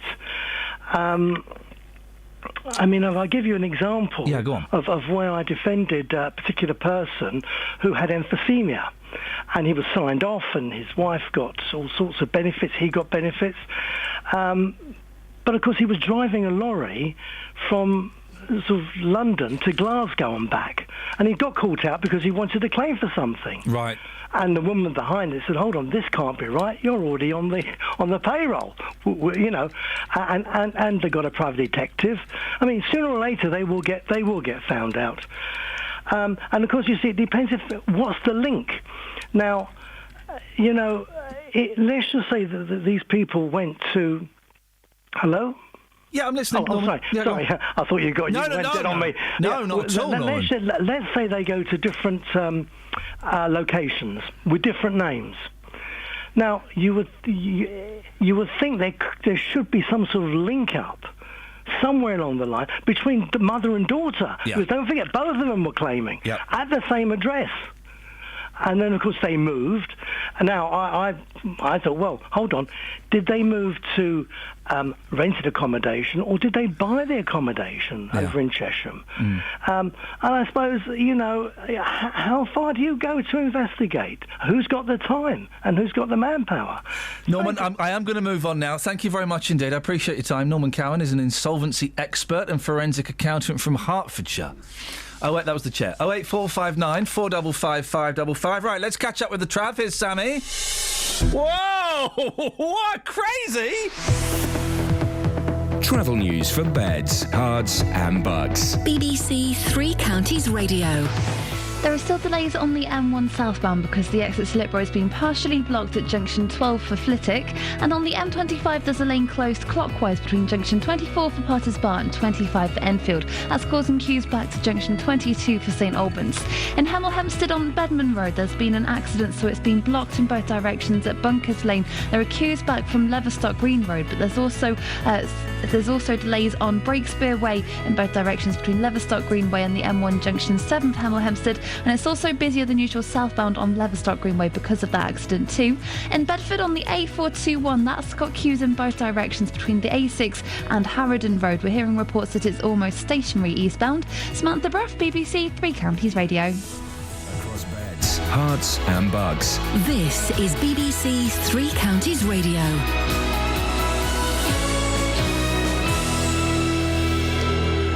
It's 8:30. I'm Simon Oxley. Bedfordshire's Police and Crime Commissioner Ollie Martin says the county could become the weak link in the nation's security after the public rejected his plans to charge more council tax to fund more officers. South West Bedfordshire MP Andrew Selous has told this programme the county's MPs must lobby the government over the way the force is funded. The Welwyn-Hatfield MP Grant Shapps has lost his job as Tory party chairman in the cabinet reshuffle. He becomes International Development Minister, but Downing Street are denying it's a demotion. And the online company Amazon is opening a new centre in Dunstable which will create 500 permanent jobs. It's at Prologis Park in Boscombe Road and is due to open in the autumn. Three Counties Sports. BBC Three Counties Radio. Kevin Peterson has been told he will not be recalled by England despite scoring a career-best 326 not out for Surrey yesterday. The 34-year-old, sacked by England in February last year, met Andrew Strauss, England's new director of cricket, last night. Strauss faces the media today. Alex Stewart is Surrey's director of cricket. Colin Graves, incoming chairman of the ECB, did say it's a clean slate, we'll start again, go and score runs, and then things can be revisited. Now, I'm not going to sit here and tell Andrew Strauss how to do his job. He very much has to be his own man. He has to make his own decisions. But what I will say, it would be a real shame if the cricketing public are denied the chance to see Kevin in an England shirt again. In last night's Premier League game, Arsenal lost 1-0 at home to Swansea. Swindon are through to face Preston in the League One playoff final after a 10-goal thriller against Sheffield United. It finished 5-5 to send Swindon through 7-6 on aggregate. The Wycombe striker Paul Hayes has told Three Counties Sport he'll be fit for Thursday's playoff semi-final second leg against Plymouth. Hayes was injured in the first leg after scoring the opening goal in Wanderers' 3-2 win. And the Boreham Wood manager Ian Allinson says he'd like to keep Luton's Lee Angle after the on-loan striker helped them to promotion to the conference. It'd be great if we could, but I think it's something that we're going to have a look at. But certainly we'll need a couple of decent forwards to go with what we've got. Julie Moraes is obviously his deal's up at the moment, so we need to obviously sit and speak to him. Obviously we've offered him re-engagement terms, so hopefully we can keep people like Junior and that. And Hertfordshire's Formula One world champion Lewis Hamilton says he expects to sign a new contract with Mercedes in time for the Monaco Grand Prix in 2 weeks. Negotiations have gone on since the turn of the year, but he denies a deal has been held up by wage demands. BBC Three Counties News and Sport. The next full bulletin is at 9. Call 08459 455 555. BBC Jonathan Three Counties Vernon Radio. Smith and I both looking forward to the move to the new studios in Dunstable. Oh, yes. And also looking forward to the many, many, many hours of training that we've got. Mm-hmm. I'm stuck up in a room tomorrow for goodness knows how many hours being spoken down to by somebody. I'm really looking forward to it. Well, better that yes than you go on air in the new building without any idea how to use it. I don't know how to work this studio, and I managed to get by. For good, I don't know how to use this one. Really looking forward to it. It's going to be a lot of fun. Hey, wasn't Ollie Martins a bit spunkier this morning than usual? He was spunkier. He was full of spunk. He was, absolutely. I think it's the best he's done on this show, and I said to him as I left, I said, Ollie, mate, if you'd have been doing that for the last 2.5 years, I think people would have a different perception. He argued his point really, really well. It's a bit like Nick Clegg's resignation speech, though. Again, where was that a few weeks ago? They might have done a bit better. I'm glad Nigel Farage is back, because I missed that guy. How can that happen? He is hilarious. Right, that's it. I'm going to resign. No, Nigel, I don't accept your resignation. OK, I'm back. That's it. How did that work? I thought it was hilarious enough when he did his whole kind of, I'm gonna have a summer off and then come back and may put my hat in the ring again. Now he's not even doing that. His hat hardly left his head. Hilarious. And he's also, I love the fact as well, you've got Ed Miliband and Nick Clegg and all the Lib Dems and a lot of the Labour's going, well, this is terrible. Not Farage going, well, this is the happiest I've felt in a long time. I thought that was an amazingly honest thing. That's the best I've felt in years. Bless him for his honesty and his casual racism. But I like the fact that he made when he lost. Yeah. He made quite a big thing of it's actually quite a relief. Yeah. I didn't really want to win anyway. Yeah. And now he's going to be the leader again of the party. This is the man who already said when he met that couple off Gogglebox he had no interest whatsoever in being the Prime Minister. Fantastic. So why is he leading a political party? Fantastic. I love it. What's on your show today? It's not Nigel Farage, is it? No, it's Ollie Martins. Oh, OK. I'm going to be asking from 9 this morning, are the people of Bedfordshire stupid for refusing to pay for more police? The people of Bedfordshire, as you've been describing this morning, Iain, have said no to paying more council tax for more police. The county's the Police and Crime Commissioner, Ollie Martins, said the additional money would pay for 100 extra officers, but 69% of those who voted no. Yeah. Beds Police say they don't have enough funding, but they'll do their best to combat terrorism, cyber attacks, child abuse and gang crime. Well, from 9 this morning, I want us to take this debate on. I'm going to be asking, are the people of Bedfordshire stupid for refusing to pay for more police? I'd love your view on 08459 455 555 from 9. We've had a few people saying, well, why should we pay for it? Well, you do. It's called tax. That's where your tax goes to. Why should we pay for the police? Why should we pay for extra police? Well, that's kind of the choice. The trouble is, it's in some ways I feel a bit sorry for Ollie Martins because what he was saying earlier about the question had to be set, I gather, by the Electoral Commission. He couldn't set the question. No.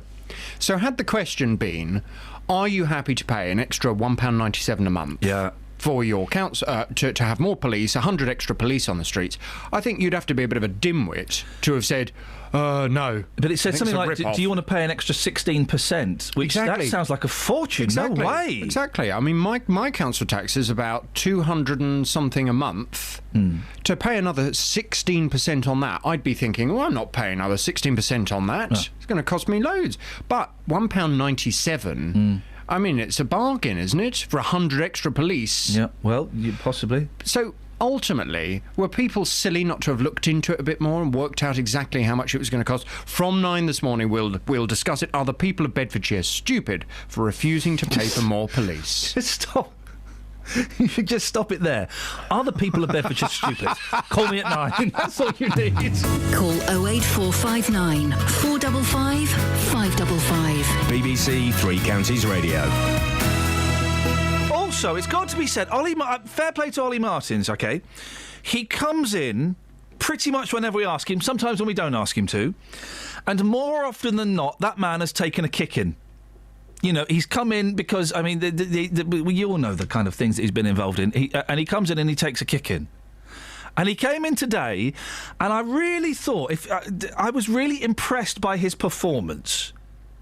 And I did say to him when he left, mate, and I called him mate. I said, mate, if you'd have done that 6 months ago, when you first, put forward the suggestion of raising the council tax, I think the vote would have gone more in your way. If you'd have done that 2 years ago, I think people would think certainly differently of you. I'm not for me to tell him, little bit of media coaching, a bit like John Gaunt, me, and I, Dealey. Any Tom, Dick, or Abdul. But I do echo what you're saying. Not many people in his position of power would sit there in a studio, a live environment, and take phone calls. He doesn't know what's coming next, but he's prepared to do that. And I thought he handled those. Whether you agree with them or not is another thing. I just saw in Ollie Martins today. I just saw a little bit of spunk. Yeah, that's all I can. There was a passion. There was more passion there than I'd heard from him at any point. I think sometimes you go into the unknown, though, especially with a job like that. It's a new role, how to deal with the people. Maybe he's just simply got used to it, and now he knows exactly what he's doing. I don't know. Could be too late. Could be. Justin. Yes. Madam Two Swords. Let me just go to Kelly Betts. Kelly Betts on the text. Have we had any texters from people saying, "Oh, Madam, I agree with Justin. Madam Two Swords is well worth the £30 to be crushed by French 13-year-olds with funny bum fluff moustaches and to see people who you don't know who they are until you've read the name badge." Have we had anybody saying that? No. Justin? Well, I've taken this one to the streets because... it's a short package you've given me, Justin. 55 seconds. To be fair... seconds. To be fair to me, I mean, I could fill your programme with 20 minutes of people saying how fantastic it is, but that'll be boring for you because you don't like the place, and no matter what the people say on the streets, you don't care, do you? What do you mean I don't care? You don't care. Of course I care. In your mind, it's rubbish. Your mind can't be changed. If they're wrong, Justin, then yes, it's rubbish. I've taken this one to the streets. Conclusive proof here as to why people absolutely adore the tourist attraction that is Madame Tussauds. Such a plum. Here we Listen go. to Rachel, how are you? I'm fine, thank you. Rachel, you've been to Madame Tussauds. How was your experience? Was it a fantastic day out for you? Yes, it was. Who was your favourite waxwork? Michael Jackson. Michael Jackson. Oh. Ow! Yeah. Ow! Yeah, it's okay. Yeah, it can be a bit boring sometimes. So you had a great day out. That's good to know. Thanks, madam. Thanks. Just be honest, madam. You've been there. How was your experience? It's a good one. I loved it. You loved it? Yeah. Who was your favourite celebrity in wax? President Obama, of course. I'll take it, thank you. Let's get the Philippines perspective. Madame Tussauds, you've been? Fantastic day out for you, sir? Yeah, it's very fantastic and nice. And the waxworks themselves? Yeah. Incredible, aren't they? Yeah, it's very incredible.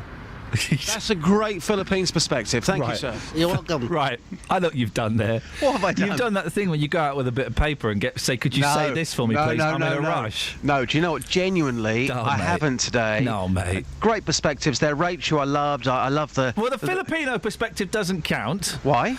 Because it's attractive to tourists. Okay. That's like going up to a Frenchman going, "Do you like the Eiffel Tower?" "No, I do not like it. It is a pain in the bum."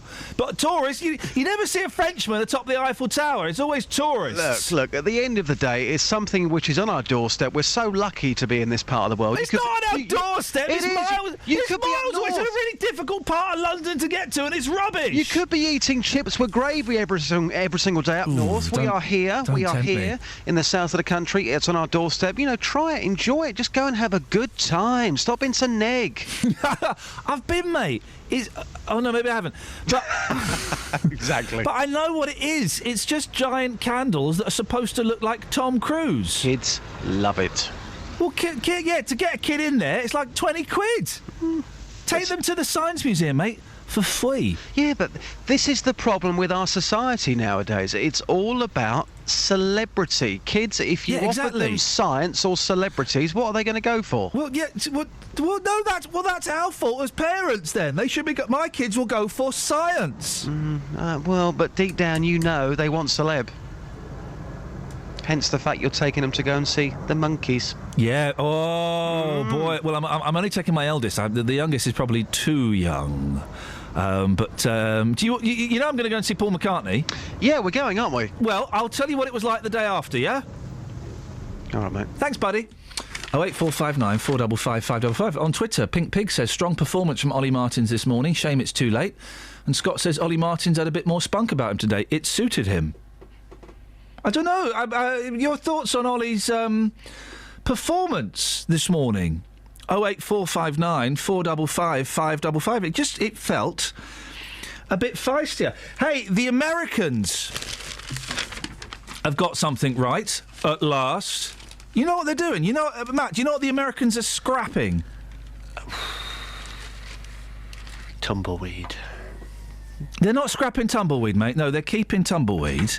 Have a guess what... Do you know what the Americans are scrapping, Kelly Betts? Sorry. I've just come up with an idea. Supersize hamburgers. They got rid of that. Did they? Yes, after Supersize Me, yeah. The Lincoln Memorial. No. The White House. No, mate. I'm not asking you. Kelly, what are the Americans getting rid of? At last. At long last. They've seen the light. That's not a clue. Oh, I don't know. Coffee, drive-through coffee things. American Idol. Oh, really? They're axing American Idol. Yeah. About flipping time, guys. Can we follow suit? Can we get rid of Simon Cowell? Because Britain's Got Talent, right? Well, they're not British. And the Hypno Dog woman, well, her dad barred me from going to see one of his shows many years ago, but they're all professional acts. There was someone on a trampoline on it the other day. They're from the Moscow State Circus. They're all professional acts. And the pop art, okay. Reality TV show American Idol is to be axed after its 15th series next year. The pop music contest, which started on Fox in 2002, made Simon Cowell a household name, as he's a judge alongside Paula Abdul. Yeah, I know it is, mate. I do a radio show on here every day. Don't remind me. Randy Jackson. I'm Randy Jackson, and I used to work on Pop Idol. Now, I work at McDonald's. The format was based on British hit Pop Idol, and at its height, it pulled in more than 30 million viewers. Cowell, 55, left in 2010 to start rival US X Factor. Oh, for goodness sakes, guys. Isn't it time we got rid of Simon Cowell? Travel news for beds, cards and bugs. BBC Three Counties Radio. On the M25, there are delays clockwise from junction 24 for Potters Bar to 25 for Enfield after a vehicle broke down earlier carrying a crane and a fuel spillage within the road. They are clearing that up, so it should be easing off very shortly. The M1 northbound has queues at junction 12 for Flitwick, but the entry slip road at junction 12 for Flitwick has now been cleared of the broken down lorries, so those delays on the M1 should start to ease off too. On the M14 northbound from the Denham roundabout towards the M25, it's looking really slow, and in Hemel Hempstead, Bedman Road has been closed in both directions between Bunkers Lane and at Bunkers Lane. That's causing queues from Leverstock Green Road. It's also looking really busy in both directions on the A241 in Bedford as a result between the A6 and Harrodin Road. On the train departure boards, there are no major delays at the moment. Samantha Bruff, BBC Three Counties Radio. Big up yourself, Sammy Bruff! Feeling bruff. Oh, no, that sounds rude. I didn't mean it like that. 8:46. It's Tuesday, the 12th of May. I'm Iain Lee. These are your headlines on BBC Three Counties Radio. Bedfordshire's Police and Crime Commissioner says the county could become the weak link in the nation's security after the public rejected his plans to charge more council tax to fund more officers. The Welwyn-Hatfield MP Grant Shapps has lost his job as Tory party chairman in the cabinet reshuffle. He becomes International Development Minister. And the online company Amazon is opening a new centre in Dunstable, which is set to create 500 jobs. Is the weather with Kate. Beds, Hearts and Bucks weather. BBC Three Counties Radio. Cloudy out there this morning, rather grey, and also we're just about starting to see some of this rain pushing its way south and eastwards towards us. It's patchy light rain, shouldn't really amount to much, and it's not going to last all day, so in the next couple of hours it will push through. Behind it we should get some nice sunny spells. Could also see one or two showers this afternoon, but they'll blow through. A bit more of a breeze today, so it will feel a bit cooler than yesterday. We're looking at a maximum of around 18 Celsius. Overnight it's going to be dry and clear, temperatures dropping right down. Pretty chilly actually. We could even get a little bit of frost in the more prone spots. Minimum though widespread down to around 5 Celsius. A chilly start tomorrow, but plenty of sunshine. It will warm up quite nicely, but still feel a little cooler than today thanks to a little bit of a northeasterly breeze. It's not a strong one, but it will knock the edge off the temperatures. Maximum temperature 16 Celsius, 61 degrees in Fahrenheit, and that's your forecast.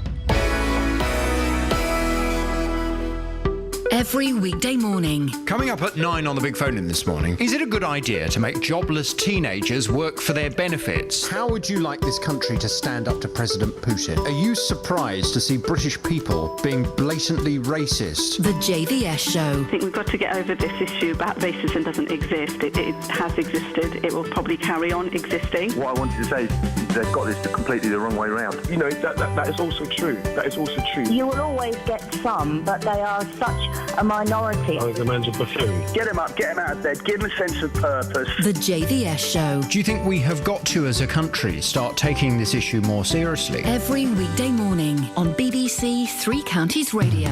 Call 08459 455 555. BBC Three Counties Radio. Paul's in Bletchley. Morning, Paul. Oh, morning, Ian. How you going? I'm hungry, but I'm off to a toy shop after the show to see if I can buy a plastic cricket set for my boys. Oh, right. Yeah, exactly. You see? What's wrong with the old willow and the beautiful English willow? Well, they're only 5 and 3. I don't really want my boys to have access to a real cricket bat. That could get nasty, Paul. They lose their temper. Yes. And also, we saw a nice family playing with one of these ones over in the park, and you didn't have to stick the stumps in. It kind of comes on its little ready-made thing. So you just do all that. It'll be easy, I think. Yeah. Be lovely, wouldn't it? Lovely. Yeah. You know, let's hope it was a beautiful day yesterday afternoon, and let's hope it maybe turns that way today. Beautiful, Paul. Yeah. What you got for us, fella? Well, I mean, talking about Ollie Martin and all this referendum, I mean, I think the tail's wagging the dog at the moment. I'd come at it from the other end of the equation. And the mouth.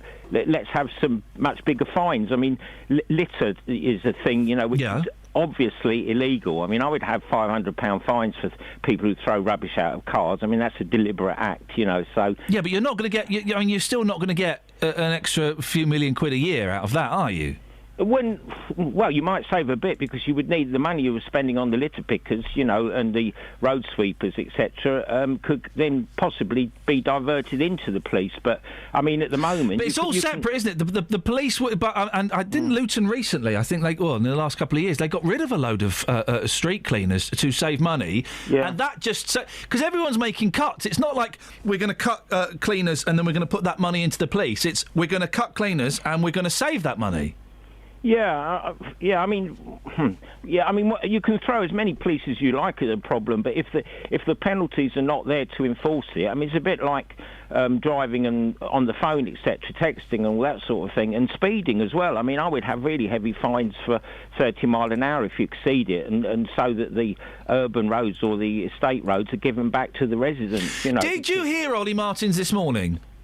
A little bit, yeah, I did. Okay. Yeah. I just wondered what you thought of his performance this morning compared to previous. Yeah, quite. Yeah, well, yeah, good. Yeah, I mean, at least he's raising the issues. But as I say, I mean, I live in Milton Keynes and it's a beautiful city. But some places, the parks, you know, they go and clean them up, and the next thing you know, you've got sort of, you know, cans everywhere. You know, it's not desperate, but you know, I mean, New York had a zero tolerance policy. You know, as I say, if we're going to bring laws in, whether it's speeding, whether it's littering, let's enforce it. If we're going to bother to make laws, shoot them, let's Paul. Enforce it. You know, let's shoot them. Let's bring back hanging for little outs. Definitely. Paul, thank you very much indeed. 08459 455 555 is the telephone number if you want to give us a call. You're more than welcome to. There's a weird story in the Mail today, and I don't quite understand this gentleman's raison d'etre for doing this, right? Because some people are weird, right? Some people are weird, aren't they, Matt? Yes. Okay. Have a listen to this, right? How tall are you, Matt? 5'6". Okay, so you're a wee fella. Okay, because there's a thing in the paper. Just because you're taller, you're showing off. Well, no, I just look down on people like you. Yes, literally. You are. I know you do. Literally and metaphorically. Ollie Martin, for one, you look down on. What do you mean? He's a tall fella. He's quite a nice bloke. Did you hear him this morning? That's the reason I'm phoning up. Go on then, fella. All right, just calm down. Why we can't pay the extra £2 a month, I cannot understand. Well, people voted against it. Well, they're all wrong. Tell me why. It's the same as people voted for the Conservatives. They're all wrong. Right. Well, Ollie hang on. Ollie They can't all Martin's be. done his best. They can't all be wrong. You can't say that everybody's wrong. 50,000 Elvis fans can't be wrong. They voted that way. They voted against the rise in the council tax. It's their decision. I'm sorry, Ollie Martin's right. He needs that extra money to police the area. But it's cost him £600,000. He's doesn't lost. matter. He well, has he's to pay. He's You've got lost. to pay this for advertising. Matt, he's lost £600,000. Is that all right? Well, is How it? much does 3 counties pay for advertising you people? I've got absolutely no idea. I've got no idea. What's the There you connection are, and between that's that and the probably coppers? Yeah.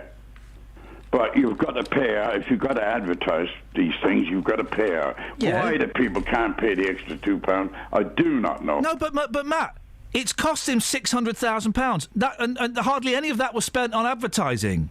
It doesn't matter. He's lost 600 grand. He needs the 6 million to get the extra police. Yeah, well, he's lost He needs the 600. extra police. He's lost £600,000. It doesn't matter. So it doesn't matter. It's peanuts. It doesn't matter that a police force that is struggling to make ends meet, that is having to make cuts willy-nilly, cheeky, has Sorry, just he's chucked lost- away 600 grand. He's lost 600 because he's lost his argument. If he had got the money from the government, he wouldn't have been losing £600,000. Come on, Ian. You're talking nonsense, man. No, I'm Even not by talking your nonsense. standards, this is especially poor. No. Oh, come on, Ian. You're turning it round again. No, One I'm not minute you're about- slagging him. Now you're praising him. Now you're going back to slagging him again. I'm not slacking him off. I'm just saying 600 Yes, grand. you always do. No, Matt, I don't. And you don't listen. You need to clean your lug holes out. Oh, that's 600 it. Put the grand. emphasis on me again. Yeah, well, it is on you, mate, because you haven't got a clue. You haven't got a clue what's going on. Oh, no, Do you know what day it is today, Matt? The people that voted to pay for the police. Okay, so you're one of the minority. How does it feel? Great. To be a minority. I'd still say it again. Okay. But so, Love and you're you, happy Ian. with Love you. You're happy. I don't love you today, Matt. I'm in a bad mood with you. So you're happy that Ollie Martin's just how can I? I nearly said something I shouldn't. Just threw away £600,000. You're happy with He that? threw away £600 because he lost. So he threw it away. You're happy with that? Ian, he had to pay it to advertise.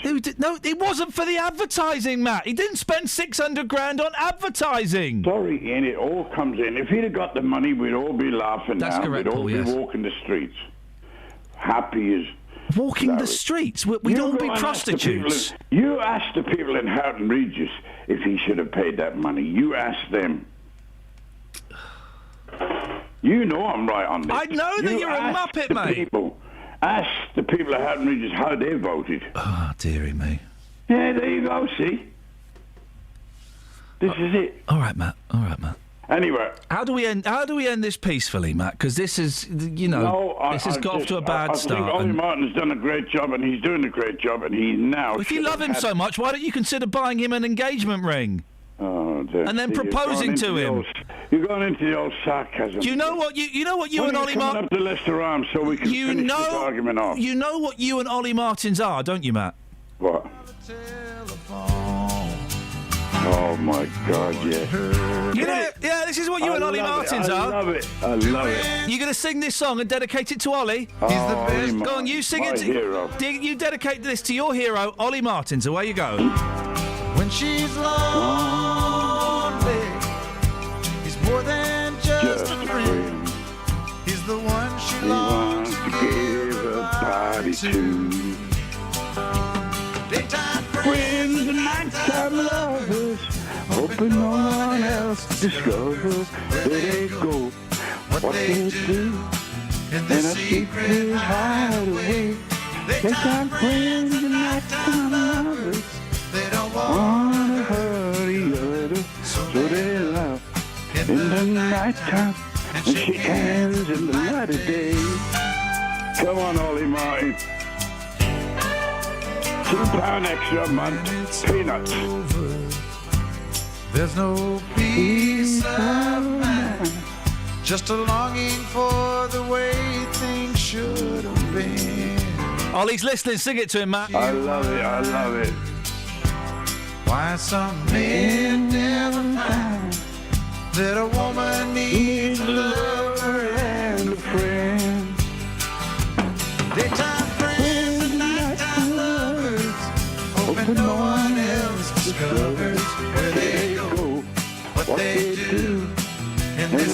secret hideaway. Daytime friends and nighttime lovers. They don't want to hurt the others. So they love in the nighttime and shake hands in the light of day. Last chance, Matt. Sing it to Ollie Martins. Love it, Ollie. Love Here we you, go. Ollie. Come on, Ollie. You are right. Hoping no one else discovers where they go, what they do in the secret hideaway. They start friends and nighttime lovers. They don't want to hurt the others, so they love in the nighttime and shake hands in the light of day. That's for you, Ollie. That's from Matt. That's the weirdest 3.5 minutes of radio I've ever been involved in. Travel news for beds, cards and bugs. BBC Three Counties Radio. It's easing off now on the M1 southbound where the lorry broke down at junction 12 for Flitwick. That entry slip road is easing off, but it's still queuing northbound from junction 12 for Flitwick. In Bedford on the A421 eastbound, there's a lane blocked because a vehicle's broken down between the A6 and Harrowden Road. That's causing delays on the Bedford Southern Bypass and on Amptill Road. In Hemel Hempstead on Breakspear Way, there are queues in both directions between Leverstock Greenway and the M1 junction 7 Hemel Hempstead because of an accident on Bedman Road. Samantha Bruff, BBC Three Counties Radio. Sammy, thank you very much indeed. I think that's the first time that anywhere on radio we've had an elderly man singing a love song to a police and crime commissioner. Wowzers! Thank you, Kelly. Thank you, Matt. Thank you, Justin. Thank you, Skynes. Back tomorrow at 6. Till then, ta-ta. Local and vocal across Beds, Herts and Bucks. This is BBC Three Counties Radio. Thank you, Iain. Good morning. Welcome to the JVS show. I'm Jonathan Vernon Smith. It's Tuesday, it's 9 o'clock, and on today's big phone-in, are the people of Bedfordshire stupid for refusing to pay for more police? The people of Bedfordshire have said no to paying more council tax for more police. The county's Police and Crime Commissioner, Ollie Martins, said the additional money would pay for 100 extra officers, but 69% of those who voted no. Beds Police say they don't have enough funding, but they will do their best to combat terrorism, cyber attacks, child abuse and gang crime. Well, I want to hear from you this morning. Are the people of Bedfordshire stupid for refusing to pay more for more police? Pick up the phone, come on and have your say. Here's my telephone number. It's 08459 455 555. This is the JVS show on BBC Three Counties Radio. I'll take your call in just a second, but first, let's get the latest BBC News at 9 o'clock. Here's Simon Oxley. The headlines: Beds Police Commissioner warns county could be security weak link. Welwyn Hatfield MP not demoted, say Downing Street. And Amazon creating 500 new jobs in Dunstable. BBC Three Counties Radio. Bedfordshire's Police and Crime Commissioner says the county could become the weak link in the nation's security after the public rejected his plans to charge more council tax to fund more officers. Deputy Chief Constable John Boucher says the public should be reassured they're making groundbreaking changes to tackle crime. He says Ollie Martins made a brave decision and asked for a relatively small amount of money, but Commissioner Martins says they could lose over 130 officers. The force will be less effective at spotting the early signs of trouble. And of people, vulnerable people, being radicalised or drawn into a life of crime. The Welwyn Hatfield MP Grant Shapps has lost his job as Tory party chairman in the cabinet reshuffle. He becomes International Development Minister, but Downing Street are denying it's a demotion. There's also speculation that Aylesbury MP David Liddington is likely to lose his position as Europe Minister. More from Paul Scoynes.